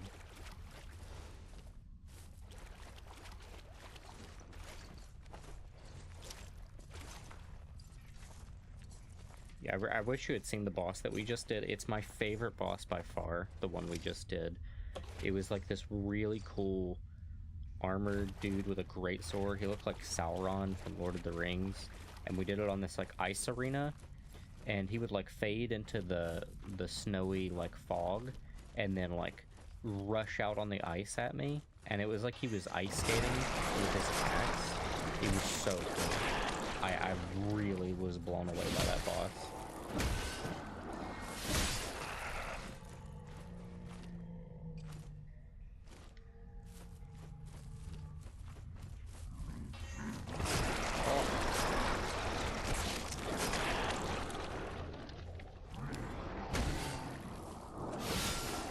Well, if you want, one of the advantages of YouTube is that even while the stream is live, you can actually go back during the stream, something Twitch should absolutely implement. But yeah, you can actually just go over to the YouTube side and rewind a little bit if you want to take a look at it now. Okay, how do I want to handle this guy?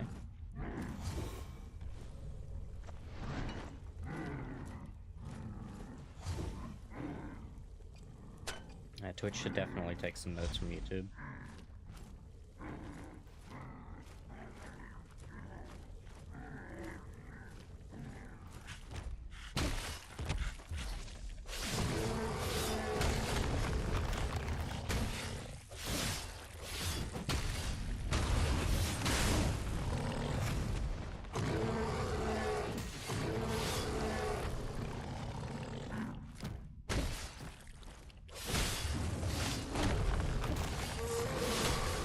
God, I shredded him.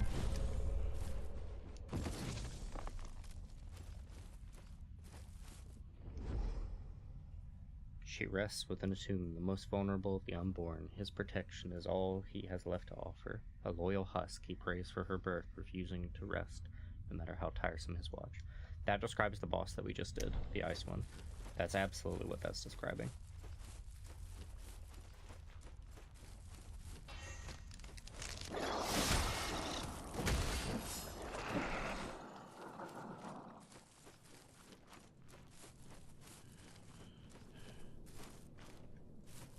kind of hands do the ice ones have? I don't fully understand the question. Oh, okay.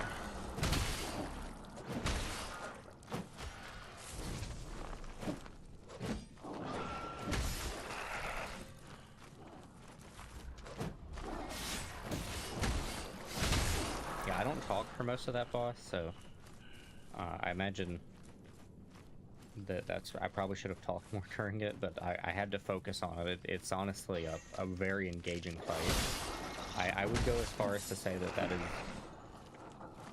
I don't want to say it's one of my favorite Souls game fights, but it's an example of what a Souls game fight can be.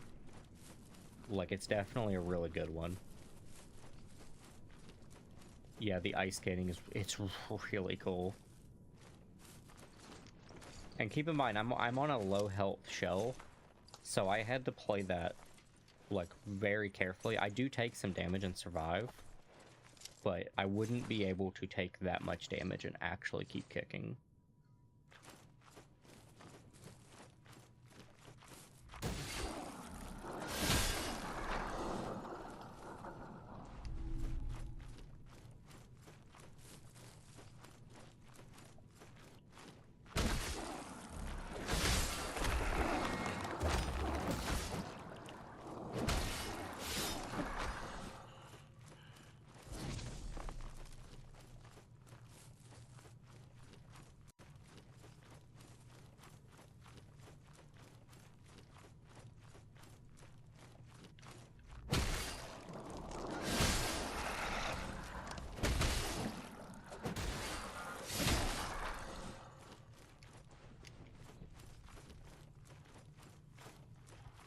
Mm-hmm.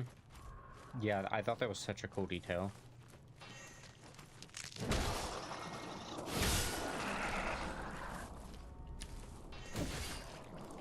Yeah, I really liked that area. It was really good. All the temples have been really cool, honestly.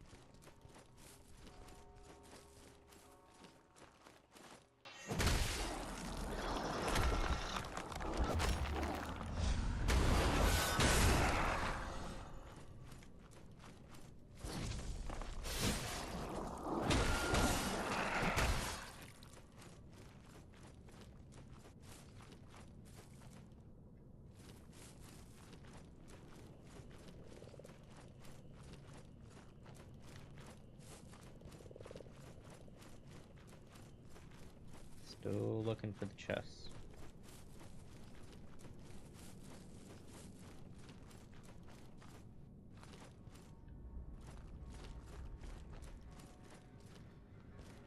Interesting.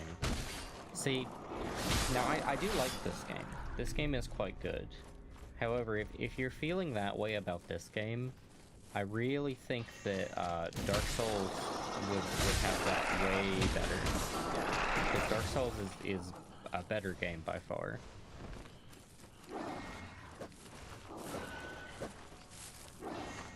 This one is very good, though. Oh. Well, maybe, I mean, it's very good in terms of gaming in general. But, like, so many Souls games are just incredible. So, I don't know if I'd say it's a very good Souls game, but it's definitely a good Souls game. Oh. I might die here.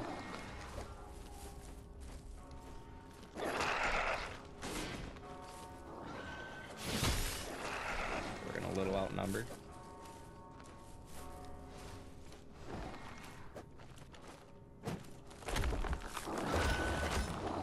They're on like every platform, and they go on sale pretty often, so it's actually pretty easy for you to get into it.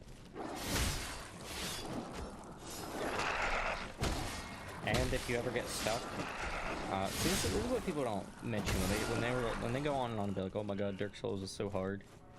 One, if you want the game to be easier, you can very easily change your build, and depending on, you know, what you're going for, the game will be way easier. Like, if you go with magic, the game will be much easier if you're using magic, for example, than if you were using a different type of build.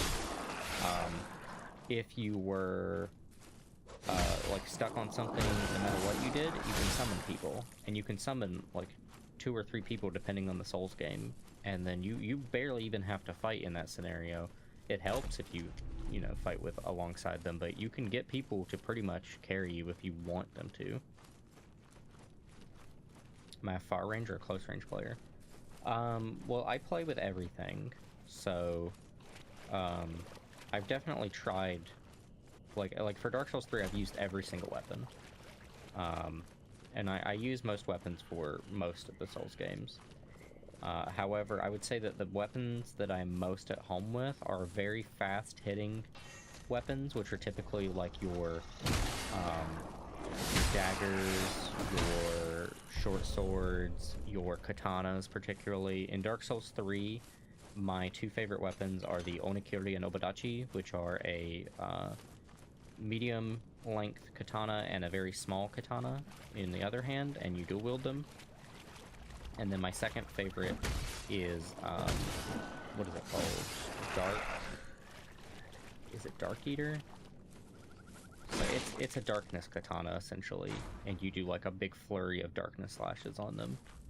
So I usually go for a dexterity faith build, meaning that I do like prayers and like healing and buff like that, and then like really fast hitting like katana weapons.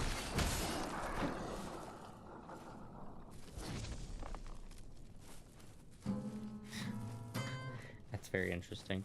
Yeah, I mean, I played quite a bit of COD when I was younger.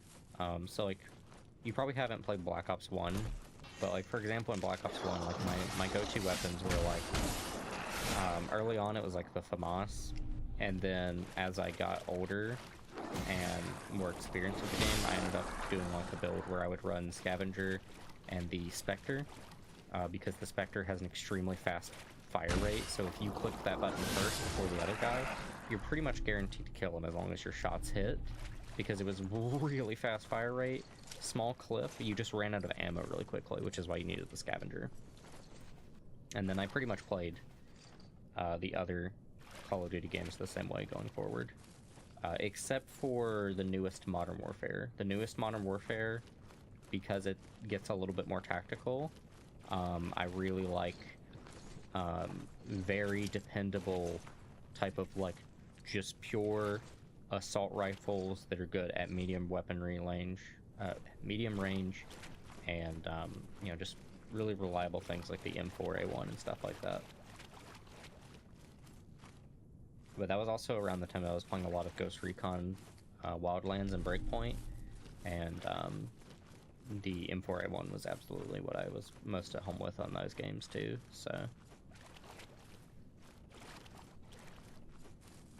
How do I with snipers? I used to be horrible.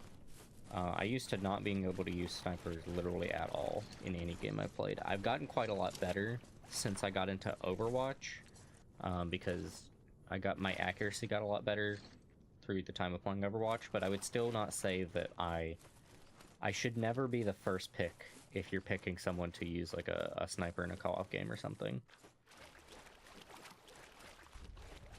Though I do often end up playing characters that specialize as snipers, like in Borderlands 2 I used Zero, and like Borderlands 1 it's like Lilith and Mordecai I mostly used, Flak and 4. Like I usually end up on, you know, the rogue stealth characters that use snipers, so I've kind of had to just get used to it.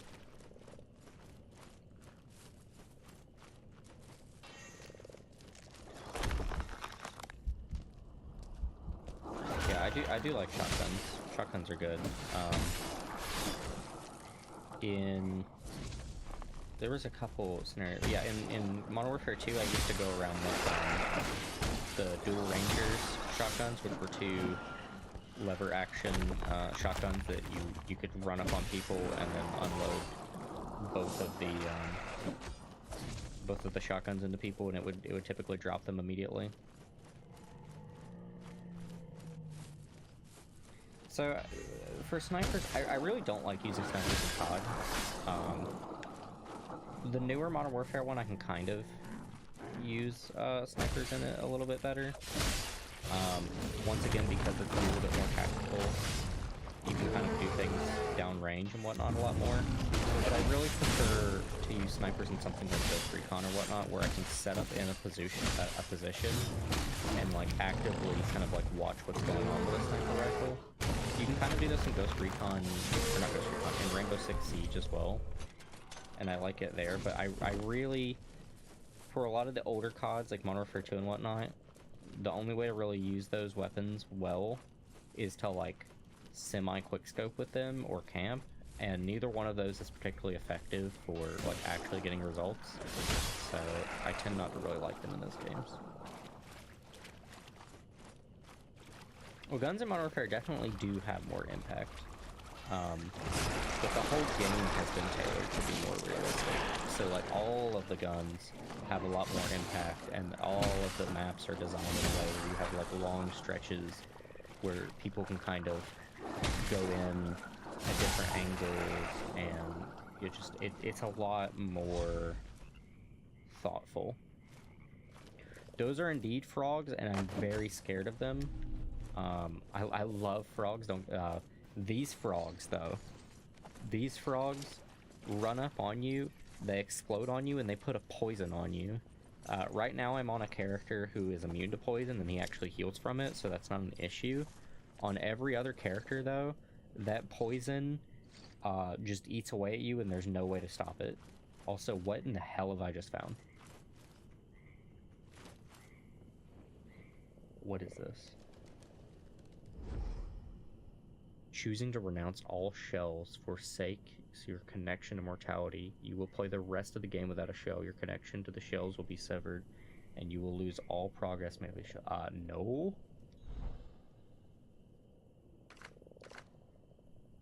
Aw. Okay, that's good to know that's there.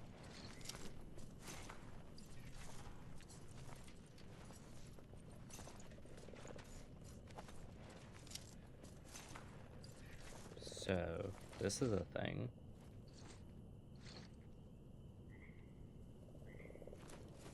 Keep that in mind for another save file, maybe.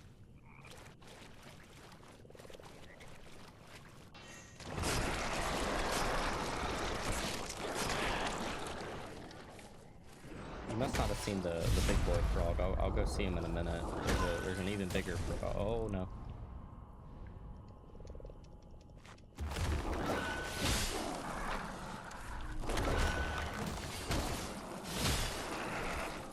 Oh yeah, there's an even bigger frog that we interact with. We feed him and then we play him music, and he breathes on us, and it gives us different colors for our outfits.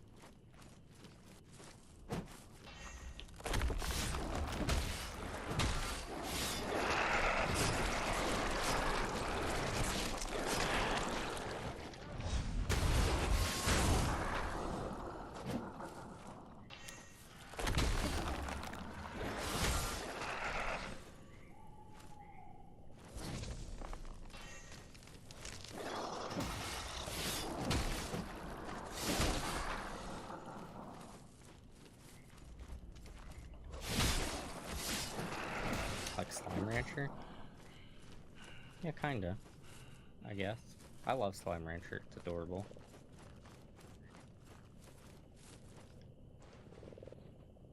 I want to play in the,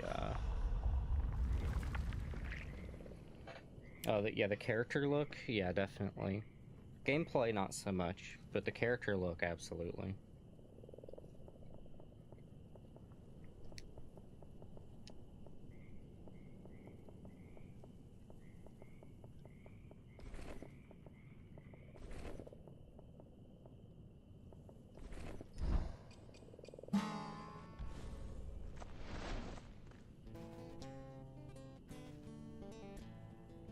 I thought he'd appreciate this music.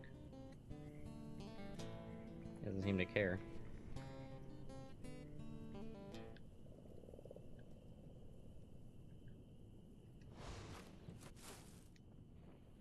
You got some nerve showing your face. Or what's left of it round here. I don't have any tar. Oh. So don't even think about it. He's pissed because of the shell I'm in. Get on then. Yeah, he used to know this guy. Okay.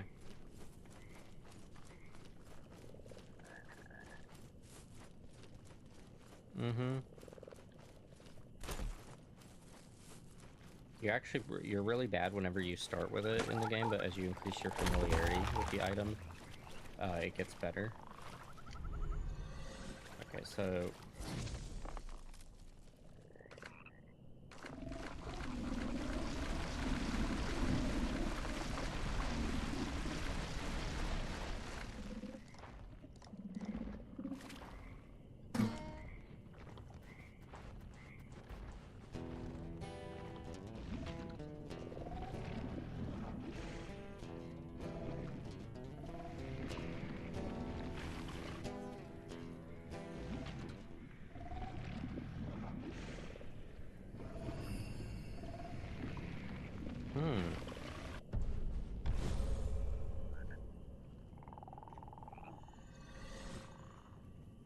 Very cool.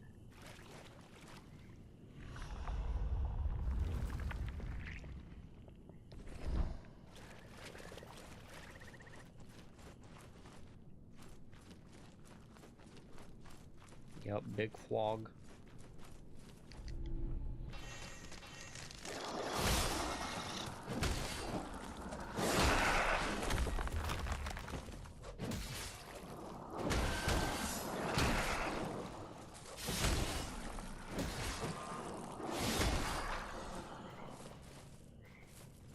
Yeah. I don't really understand how him breathing his acid onto us changes our colors like this, but I'll take it. We look pretty cool like this too.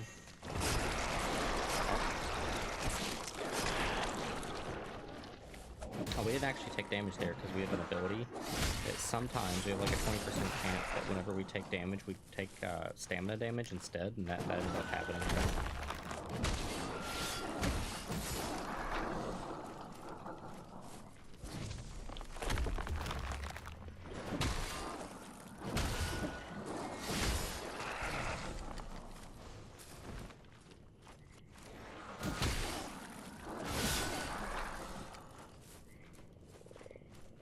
There's a chest.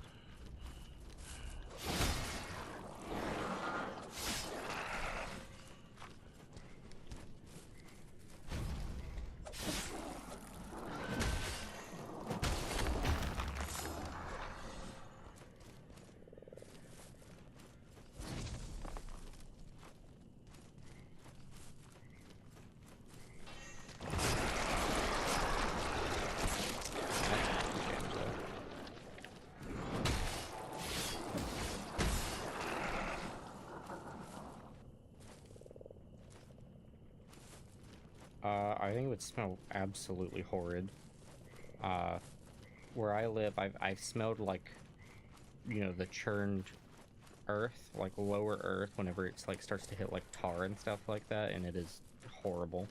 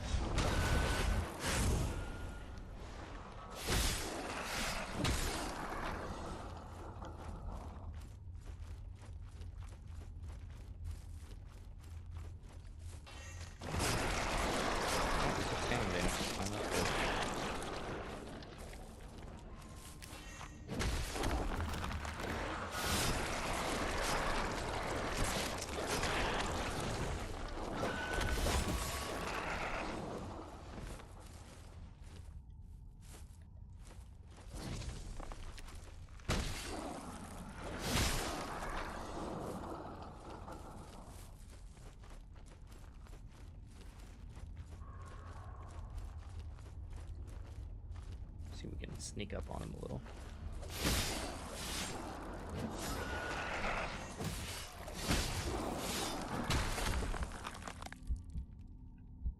Thought I heard another one. Okay.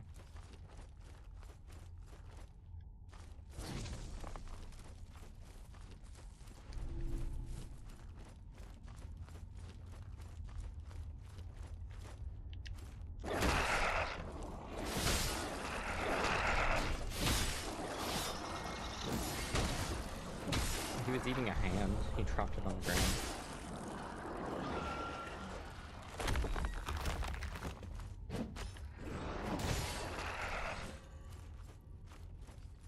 There's the hand he dropped. Let's glitch it out.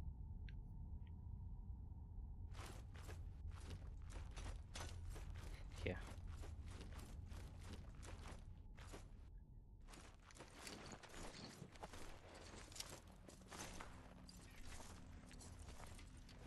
Yeah, we have 28 glimpses. We got quite a bit while we're exploring here.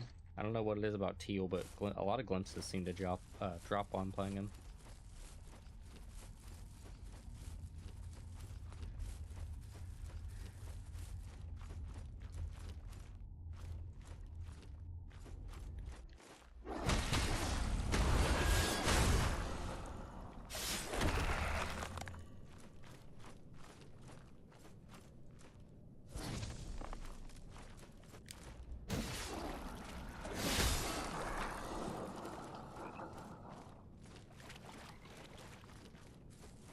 Okay, I think I've explored enough. Looking for chests, we can probably head back to base now.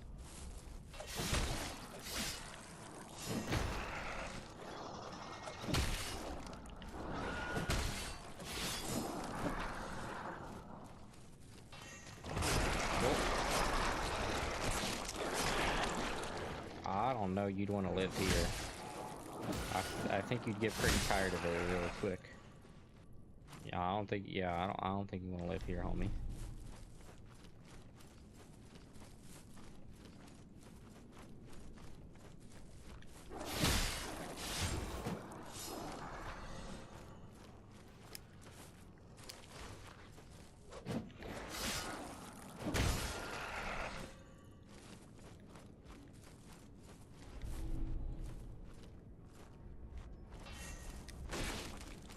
Gotcha. I like tricking them to step into the bear traps. It's one of the most satisfying things in this area.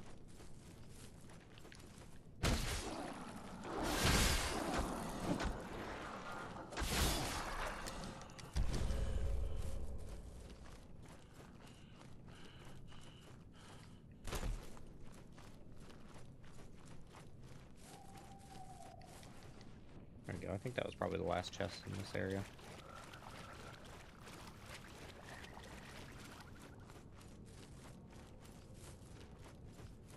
Ah, yes. The Hobbit homes.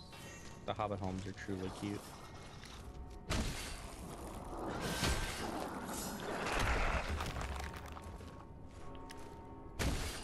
You should see some of the cute houses you can make in Final Fantasy XIV. If you like Hobbit homes, you would be blown away by FF14 housing.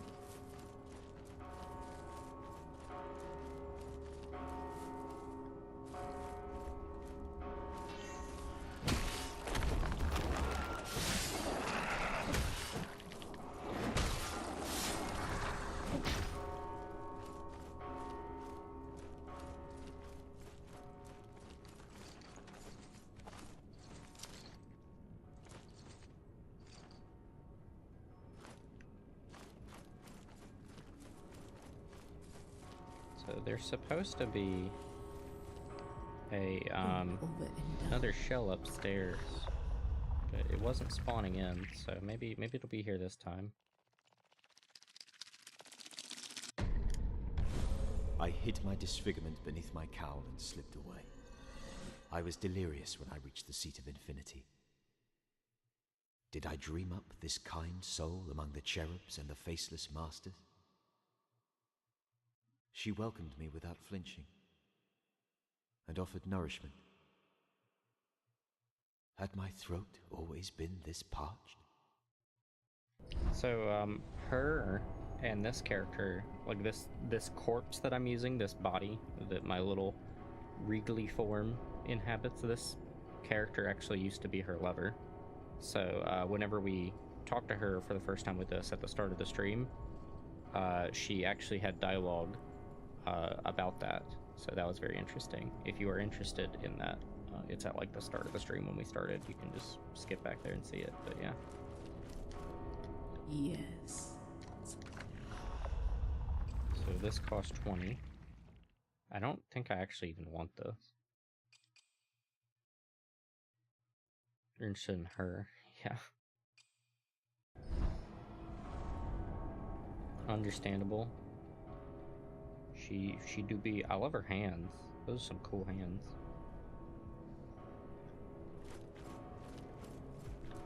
So we're gonna look upstairs. I don't understand. There's supposed to be a shell up here that I can interact with.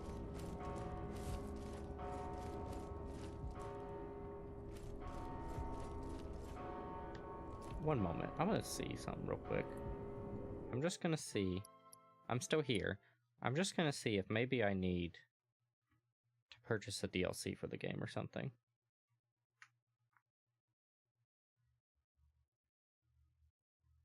Because that might be a thing.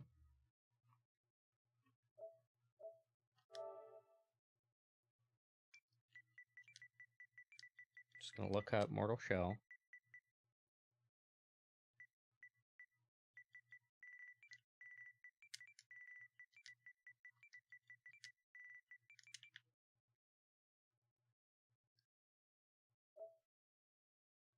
Yes. Okay, that's the problem. I have to buy a DLC to get that character.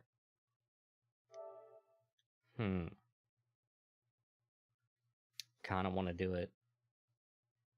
Kinda want to do it. It's on sale.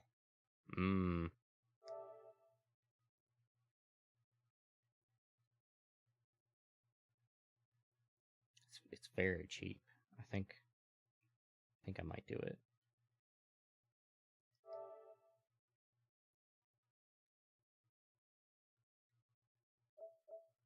Yeah, okay, yeah, it's like super cheap.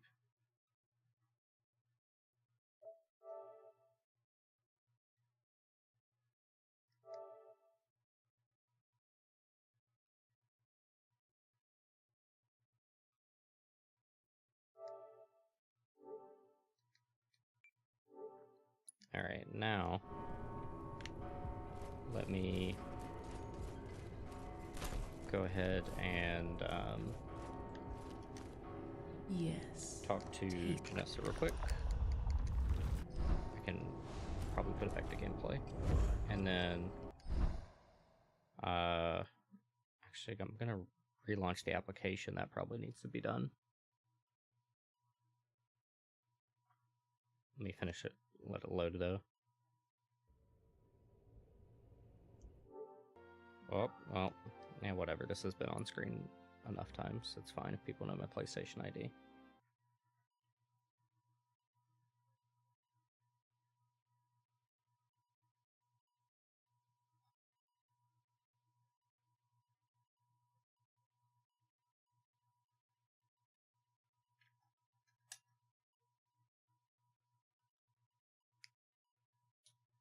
Oh, interesting. Do tell. There's a very odd free DLC that you can download for this game, which replaces all of the boss soundtracks with a like heavy metal band's music. Personally, as much as I like heavy metal, I would rather go with something a little bit more, orchestral and kind of appropriate for the medieval setting. But it's cool that that's an option.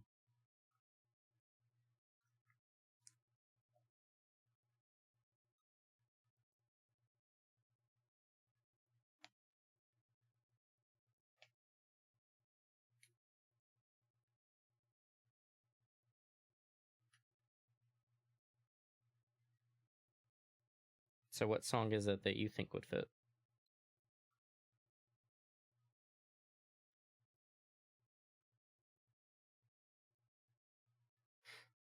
Yes, I'm sure you would.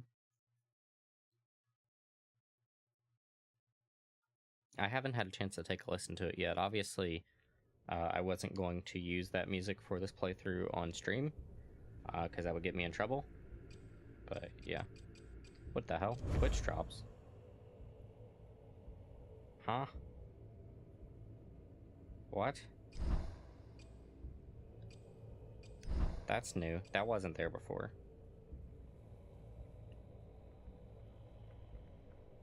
Tech by Kafune. Interesting.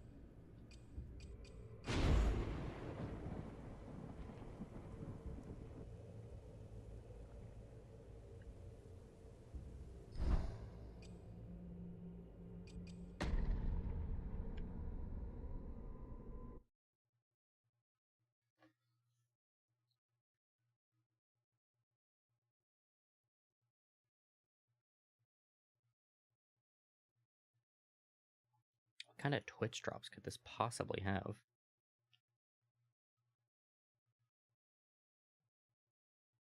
That's so weird. I cannot imagine there being Twitch drops for a game like this. The only thing I think of is like maybe you get glimpses while watching Twitch, which would be kind of cool when you think about it lore-wise, because glimpses are like a peer into another person's life, so that'd be a kind of cool Twitch drop. Okay, so here we go.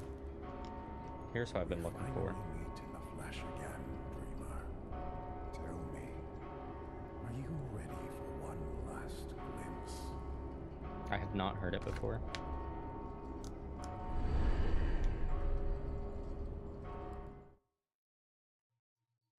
We get a new weapon out of doing this fight that I'm very, very interested in. I'll check it out after stream. If you want, just go ahead and link it to me in my Discord DM.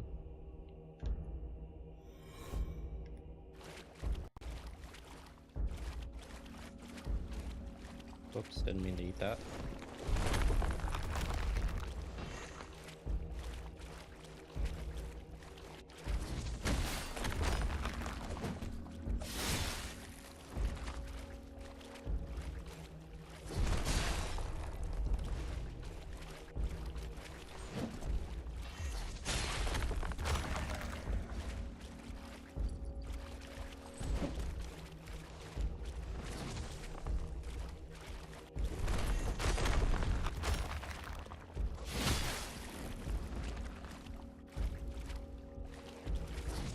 The weapon he's using right now is dual katanas, and then he has a switch form to it where he puts the katanas together and puts an axe head on it, and so I'm really interested for this weapon.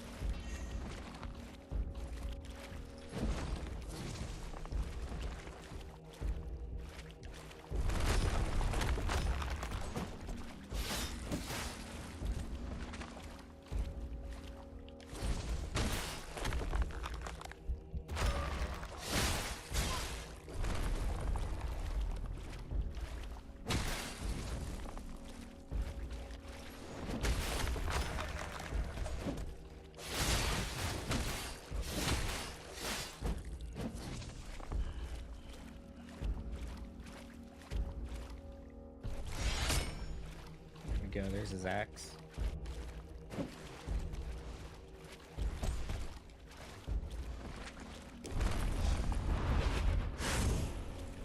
get any damage on him during that. That's sick.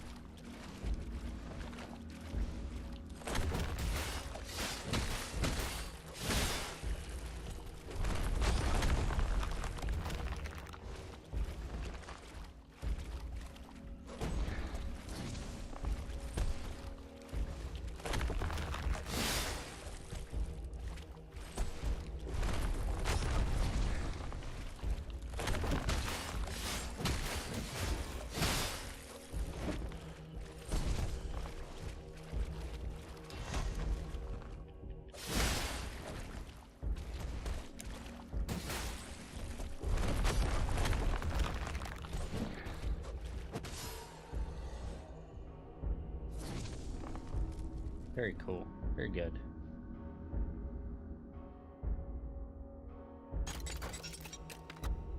Oh, that's cool.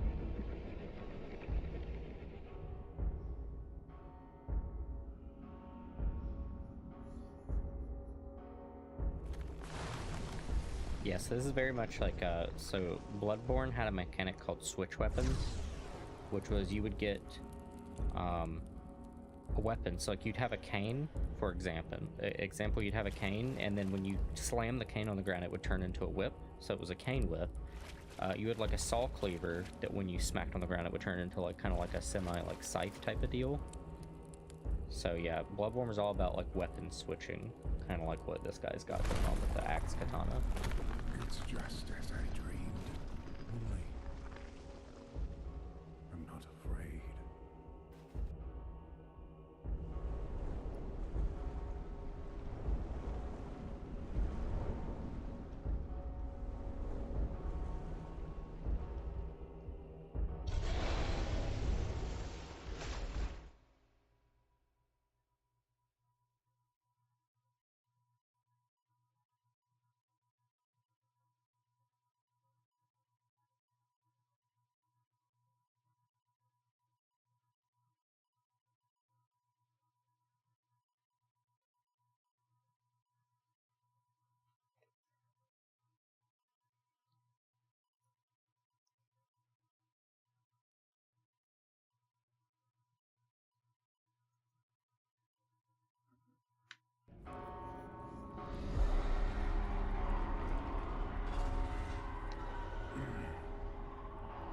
Take them. My swords. I no longer need them. I've done all that I could. Now, it's my turn to rest, to finally sleep without dreams. The axe katana.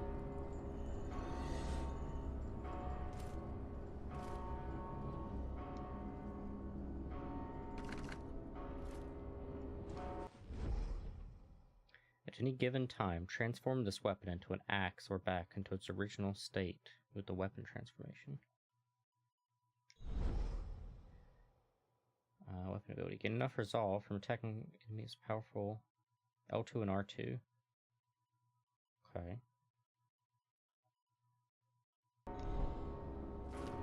Ooh. Oh my god, look at that thing. Ooh. Wow,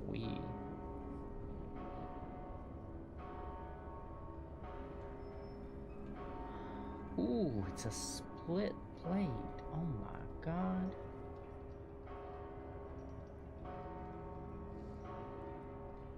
Oh, this is so cool.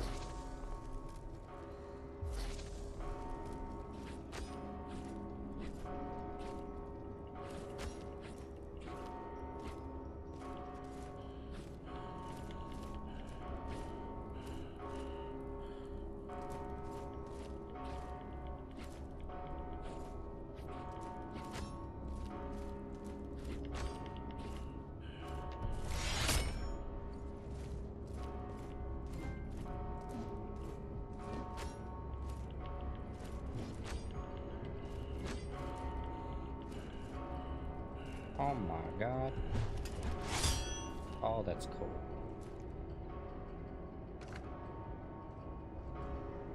Wondrous cow.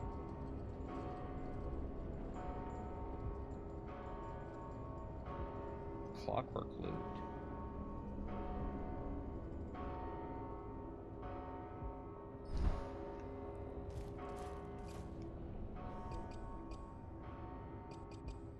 What is... What? What? We could transform the cat? I don't want to transform this cat, but... Crazy.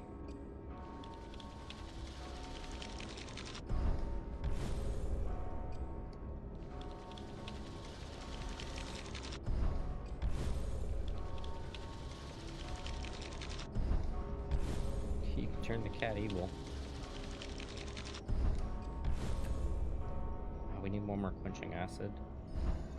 Damn.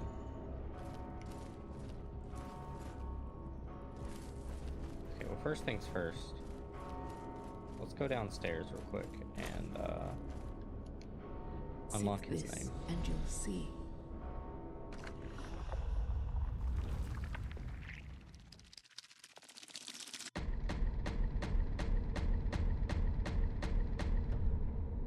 Found the seedlings wriggling in the earth. In my palm, they writhed helplessly. Their hide mottled and dried like dead leaves before falling away. These creatures grew soft and flesh-like, wrinkled like my own hands. They blossomed into something strange yet familiar.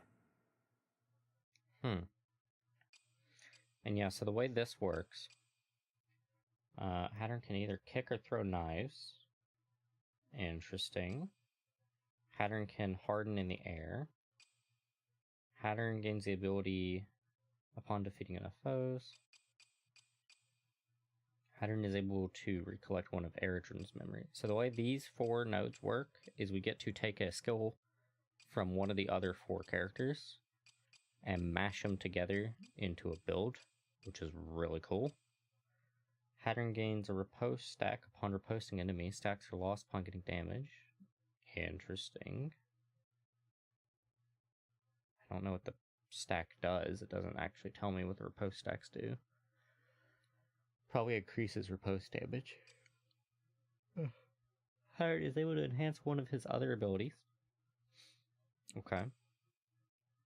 Hattern gains a deflect stack upon parrying an enemy. Stacks are lost upon being separated from your shell.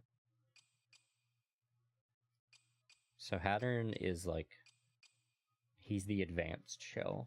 You know, this is what you use once you really get into the game.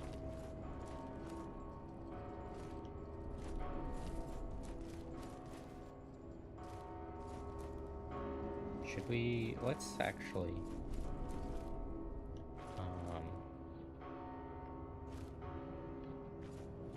we need to get skills from the other characters for Hattern to use. So let's go ahead and get on Haros.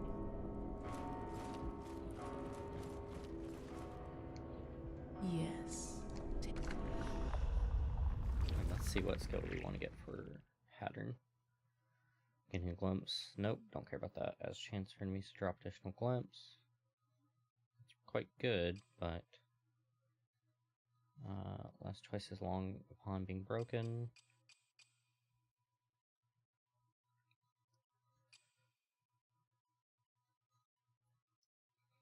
Probably this. I think this is the one we're going to want.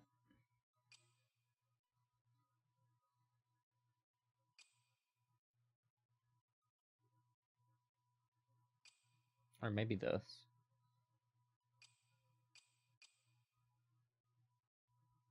This will let us be more aggressive. Like, we can use hardening as an aggressive tool. So I think I want to go for this.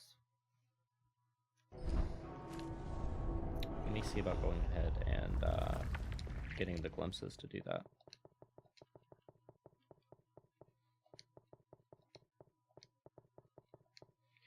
Glimpse of insignificance, a fractured vestige of a glimpse. The brittle glimpse forms new cracks of the slightest touch. Its surface glints and glimmers like a mirror, yet no matter how one searches, they will never find their reflection on its surface. Glimpse of courage. We have to use it. Okay.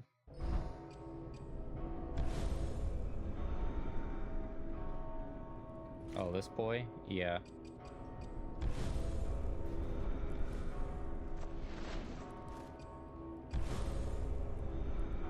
I used a little too much. Glimpse. Sift this.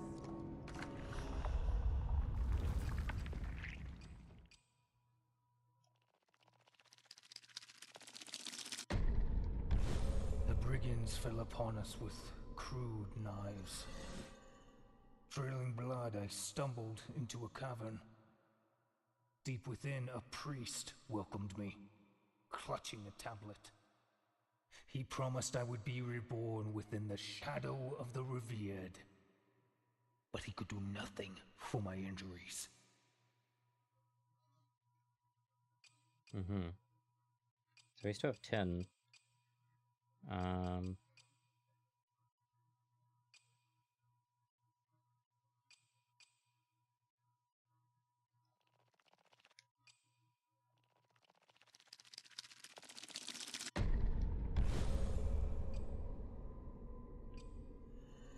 I don't know. I think I held it for too long and it skipped the dialogue.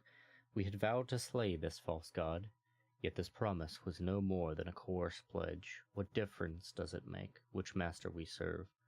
We will serve all the same.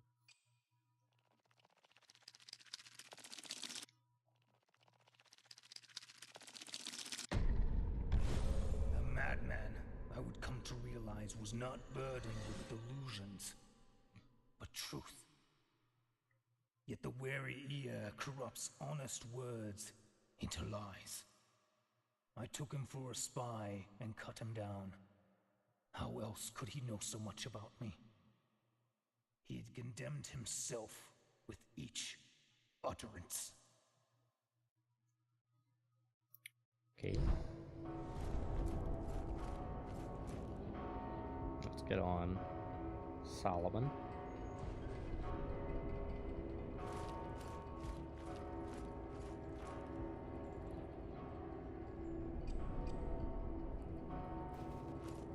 Sift this, and you'll see. Dude, her voice reminds me of Cersei from Game of Thrones. Solomon has a chance to heal on using weapon ability. Nope. Killing enemy. Power boss has a chance to restore resolve. That's good, but I don't think I'm good enough to utilize this 100% of the time. It's one of resolve and being struck while hardened. This is probably good. When holding sacred, no, I don't care about that. The duration of time, enemies are hardened. Nope. Nope. Well, no. So let's go ahead and grab this. It's gibberish. Familiar signs and symbols etched by a human hand in my own tongue. Yet they're arranged without any discernible logic. The letters spiral in concentric circles, interspersed with figures that resemble mathematical formulae. It means nothing, I'm certain. But I can't look away.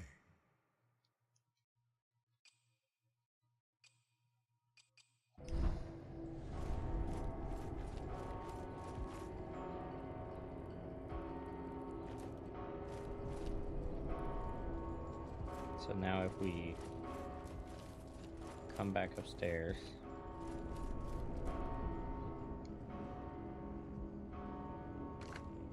how do I... Oh, I didn't mean to eat that. Oh well. I want to turn back into pattern. There he is.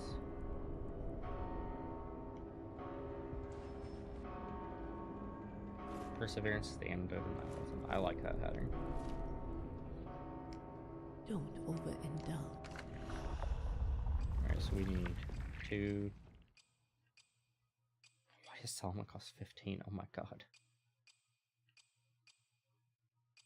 Alright.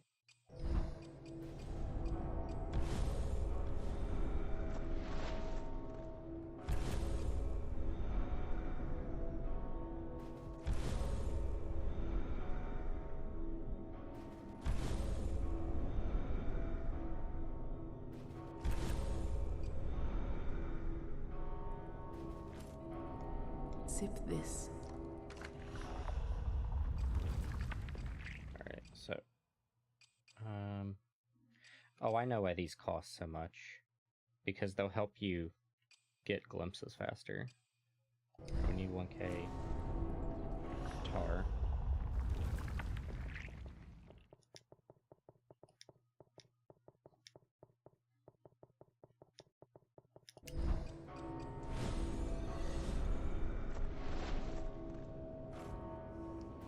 Sip this and...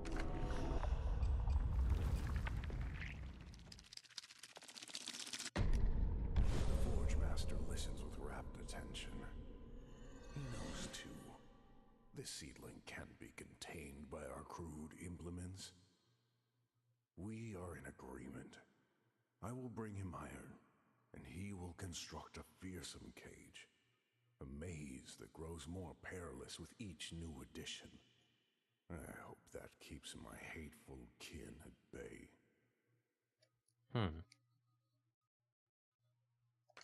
Then we select an ability.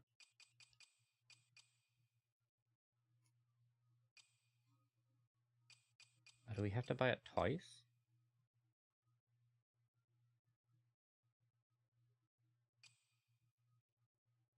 Oh, maybe it didn't work the way I thought it did. I thought we had to... Okay, yeah, it didn't work the way I thought it. I thought we had to unlock it on the other shell to get it. We have to buy it here again. Okay, so we can't actually get what we wanted then. Can we? Oh, we can. We need to get 550 though.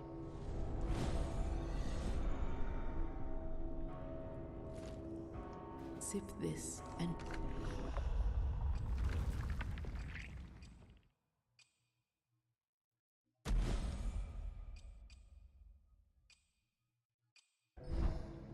Okay.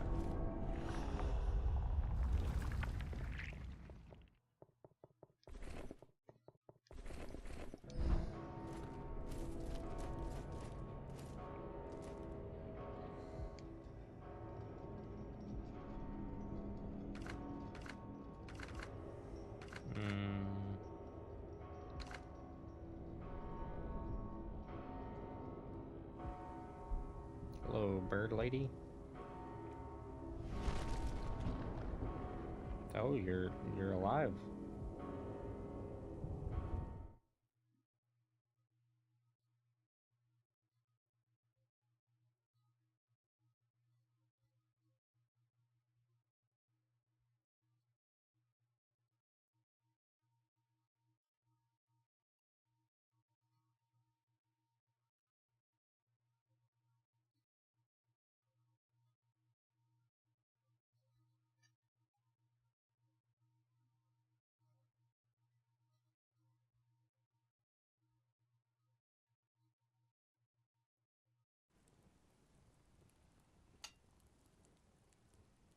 You're alive, brother.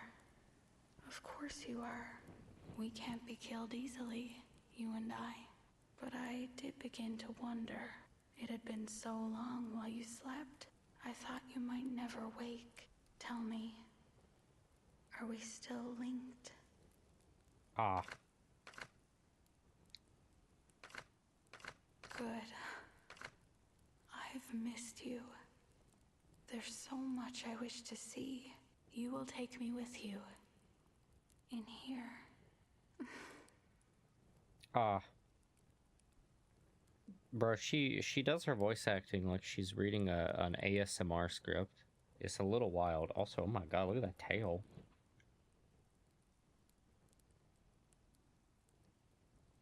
Wow. Please, use those eyes and legs you're so lucky to have.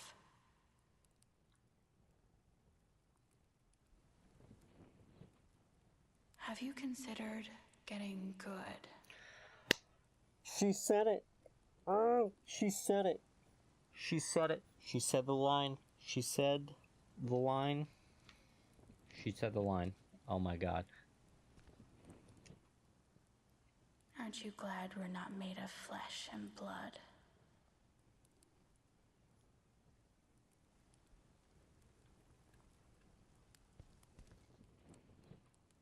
Please, use those eyes and legs you're so lucky to have. So in the Dark Souls community, in the Souls gaming community in general, we have a saying that we use. Rarely. It's actually we started the saying kind of as a kind of a thing of encouragement to tell people to get good. But it kind of transformed as a meme to tell people to get good whenever they're complaining, because they're typically most of their complaints are just because they're actually just bad at the game.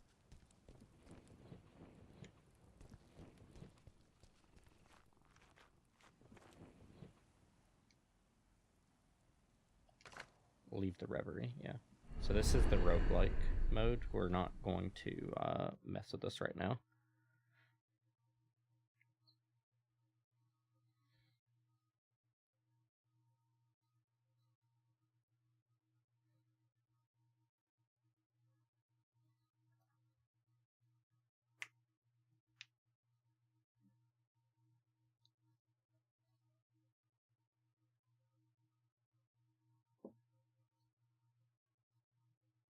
Can't believe she said the line. It came out of nowhere. It doesn't even fit the rest of her dialogue. She said it. They just really wanted to throw that in. They didn't know how to work it in, but they were like, we're gonna get it in.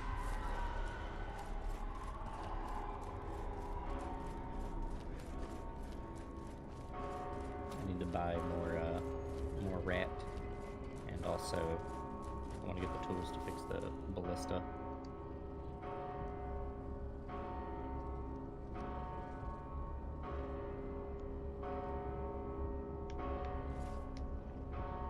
Welcome. Shall we I'll gladly accept any tar as payment. AK. Holy hell.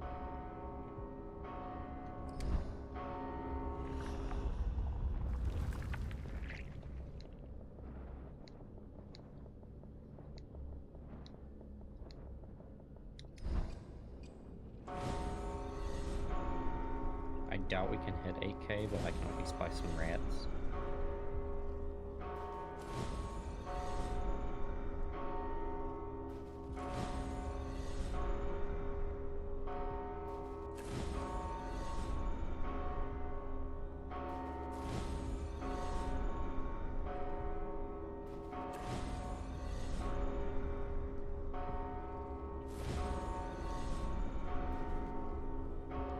We do hit 8K.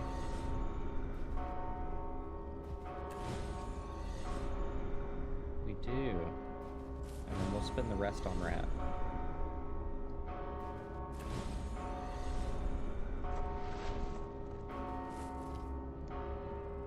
Well, surely there's something you'll fancy amongst my collection.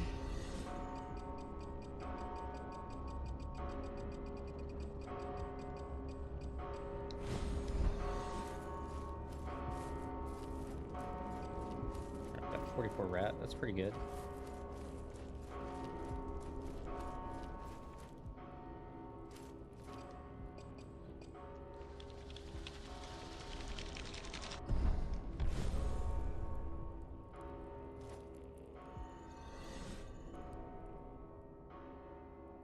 Are they not gonna tell me how to use this thing?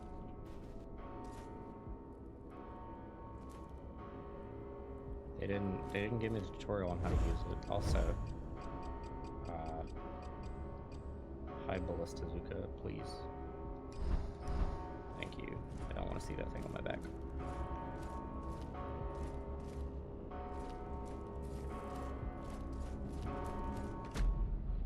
Who would have thought one so naive could endure such hardship to deliver this final plan? Yet, it is I who will ascend, and not those who are worshipped. Hand it over, and claim the honor to witness what's true. Sure. Stay back. I will not waste this divine gift. Yes. I feel my wings unfolding, body burgeoning, eyes opening, as if for the first time. So, this is how it feels to be chosen to reign above the rabble. Pitiful maggots, bowing and scraping before their gods. Their lives unraveling one thread at a time into a pile of utter meaninglessness. Fate favors those who act, be it in their own self-interest or otherwise. Come forth and bear witness to my ascension. Bask in my grandeur. It's time. Okay.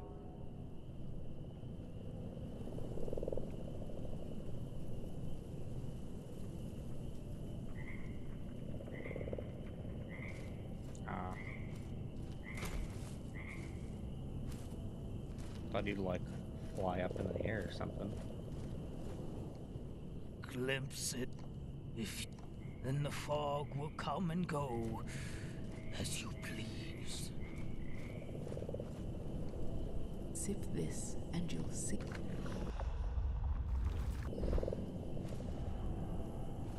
I don't quite know where I need to go to bear witness.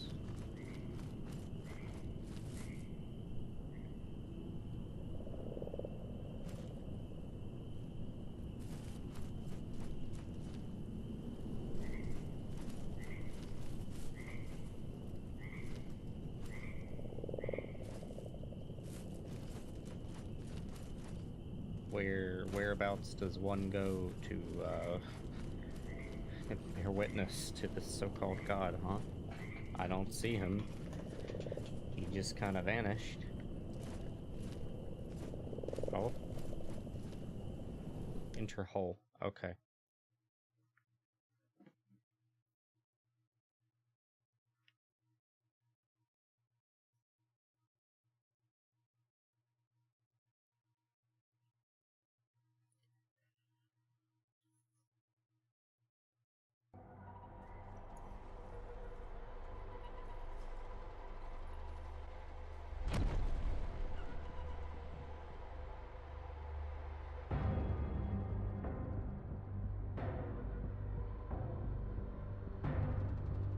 It's all wrong.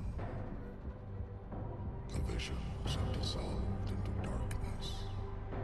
There is no ascension. Only an endless abyss, growing deeper and deeper as I stretch my wings uselessly. I've fallen into a sea of shadows. I remember warmth and light, but even that is fading. The visions weren't for me. They were for you. Are you not meant for the this blighted place after all.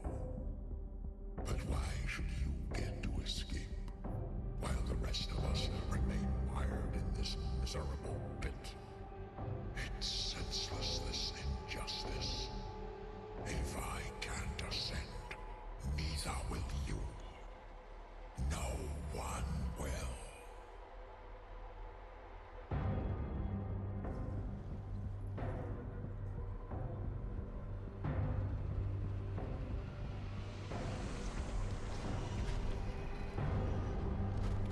So I think he's the same race as us, because he has the same like texture to his skin and everything.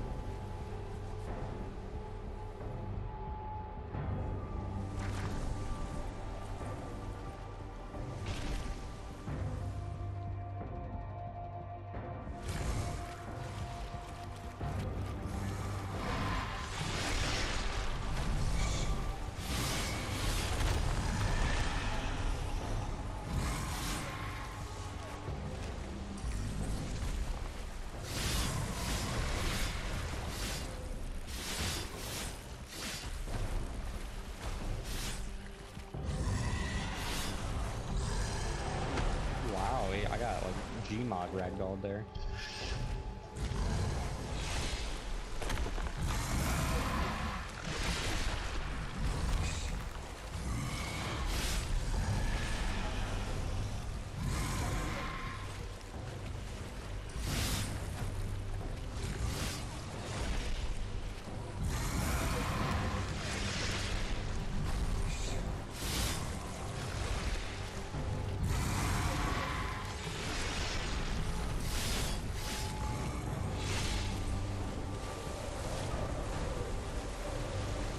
I can't, like, jump better. I guess hardening is gonna go through it.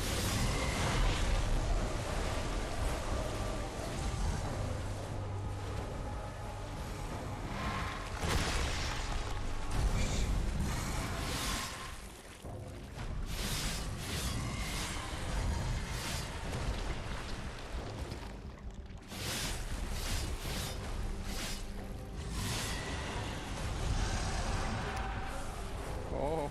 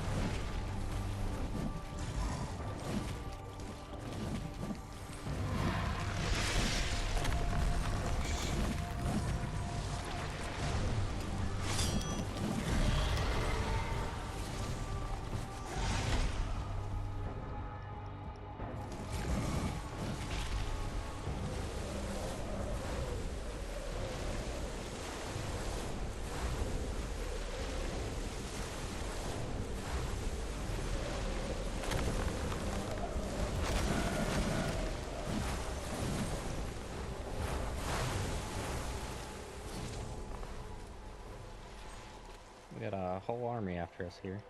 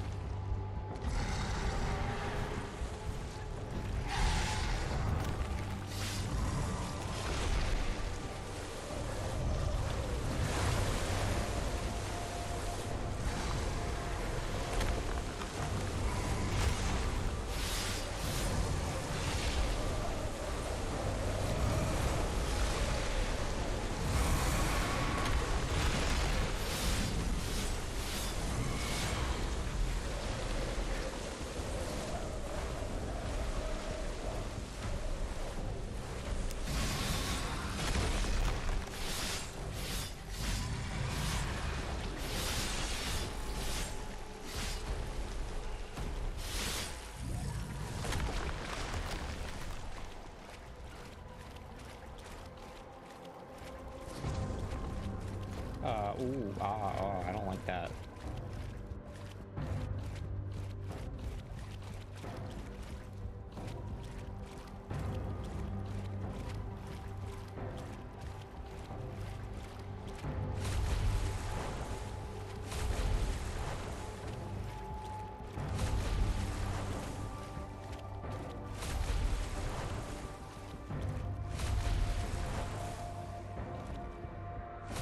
Oh, he's healing.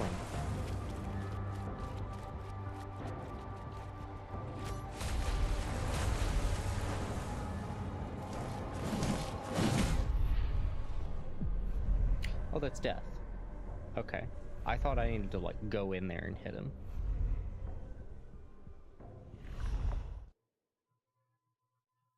So I'm very capable of beating it with our current setup, but I might as well go ahead and switch to our better equipment.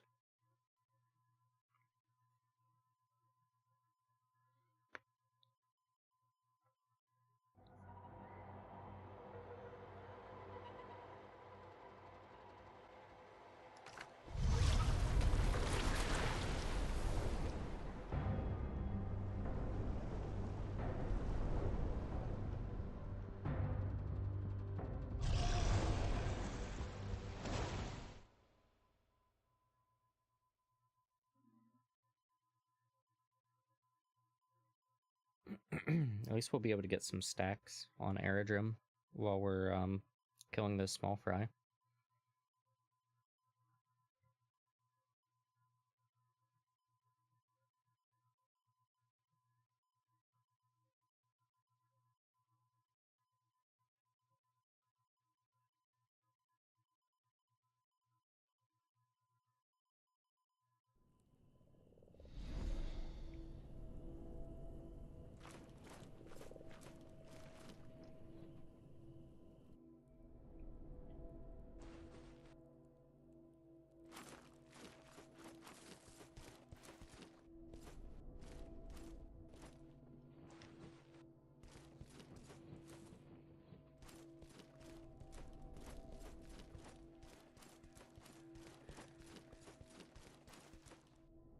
Okay, now let's, I'm pretty sure this is the final boss, because they put a lot of work into this one.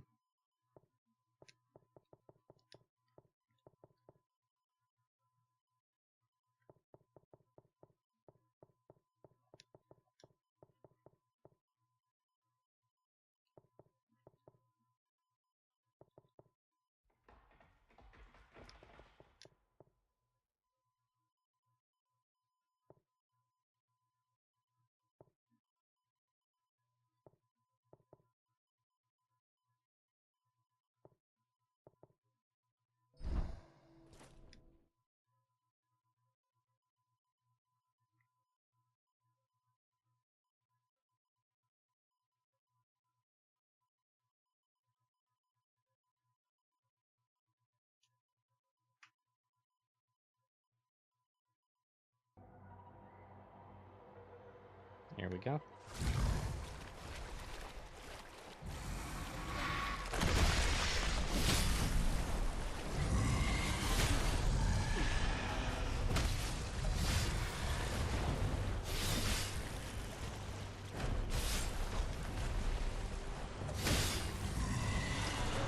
Oh, it's all good.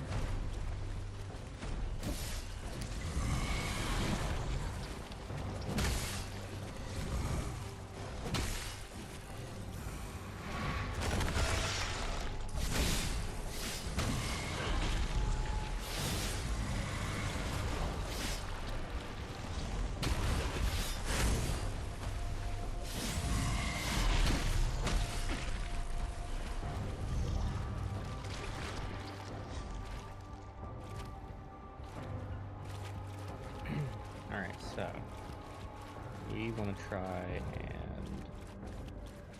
I don't know. What's the best way to handle this?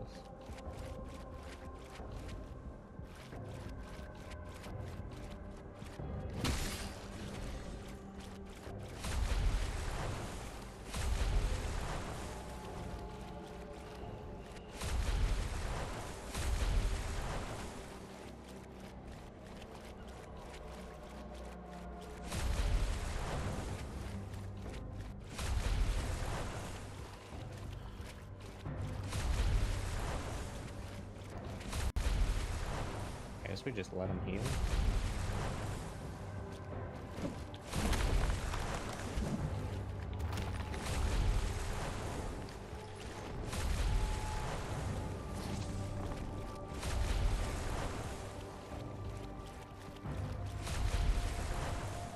Maybe if I had let him suck me up while hardened, he like wouldn't have been able to chew through it.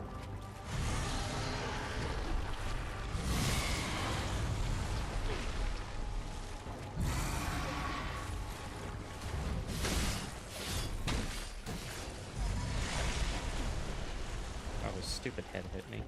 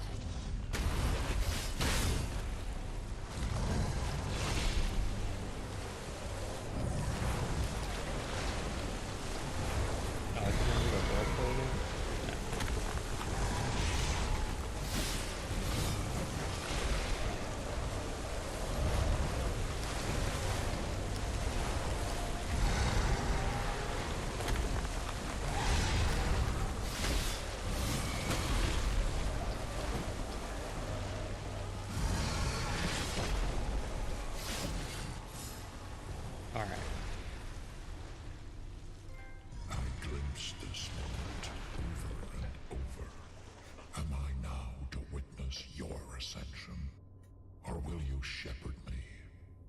past the threshold. I see nothing now. Nothing at all. Also, yes, Pluto, I'm very much acquainted with that idea. Glimpse of fallacy. Let's read that before we do whatever we do with him. Where is it here?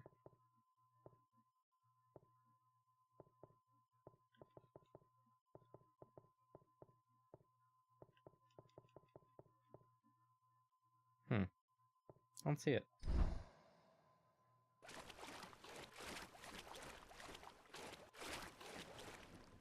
Extract gland.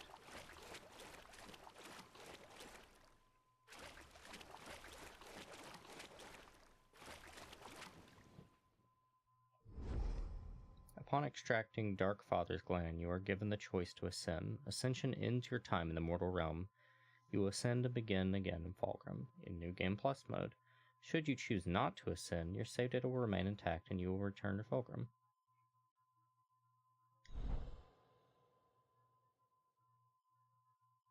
I don't think we have any reason to stay in this land, really, so let's just go ahead and ascend.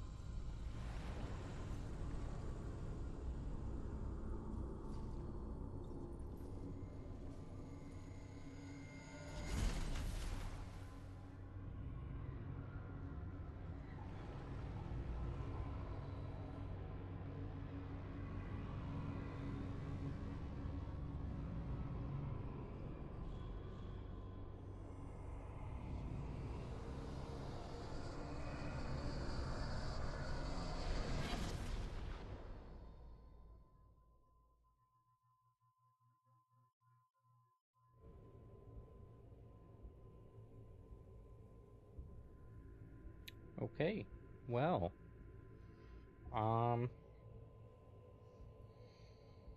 this was interesting. This is a good game, very fun game. We will have more in the future. We will be able to mess around with that roguelite mode and some of the other little stuff from Mortal Shell. We'll probably return here every now and then. I don't know how soon it'll be we return. Probably soon. We will like next week or so, we'll probably mess around with the roguelite mode. And, yeah, this was fun. This was a fun little game. I enjoyed this. I got it free from PlayStation Plus, I think. And then I spent, like, less than $5 on the DLC, which, like, we haven't really got to play around with yet, but, like, it seems like it'll be worth it. We get a whole new show. We got a little bit of lore from the show. We got a brand new weapon. And then we're going to get to play around with the roguelite mode. So, some cool stuff. Yeah, you looked away and we beat the game. Yep. Oh, Birth of Solomon launch cinematic. Okay, so there's all kinds of launch cinematics for this game I'll have to check out. That's interesting. Yeah. Yeah, we finished the game. We sure did. And what do we have tomorrow?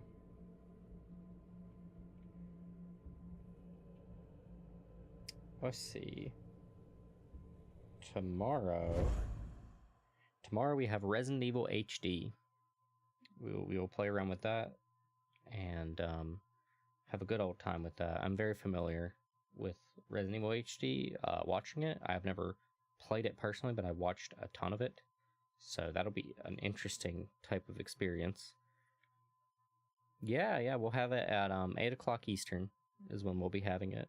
I figured I would schedule that one a little bit later in the day because it's a spooky game. So, you know, a little bit later in the evening is a little bit more fitting. I also really need to get to the bank, so it'll be good for me to have time to do that. Does she have any dialogue? Pray, what wayward spirit beckons? Oh, it's you. Welcome back, foundling. Yes, It's all happening again. This is the burden of immortality. Toil without end. Our spirits fragmented by the profane eternities. But there's comfort, even a certain pleasure in ritual. Where were we? Oh, yes. Sip this and you'll see. Yes, taste the truth.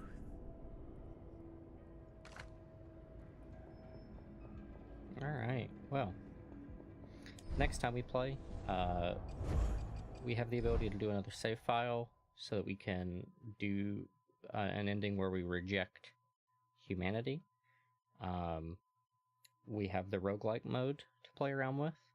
I saw there is a trophy for beating Harden in the tutorial. There's a trophy for beating the game without ever taking a shell. I don't know if we'll do very much of those, but we will see.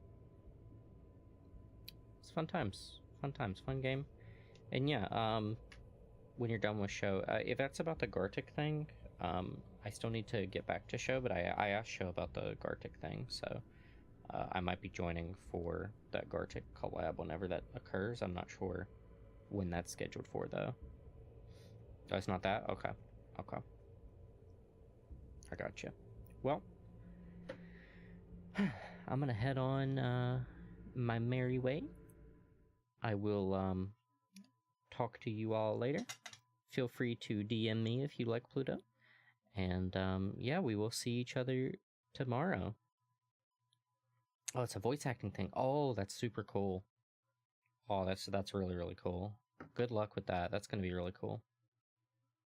Yeah, it's gonna be a really fun stream. We're gonna have Resident Evil HD, which is awesome. Love that game. That game's incredible.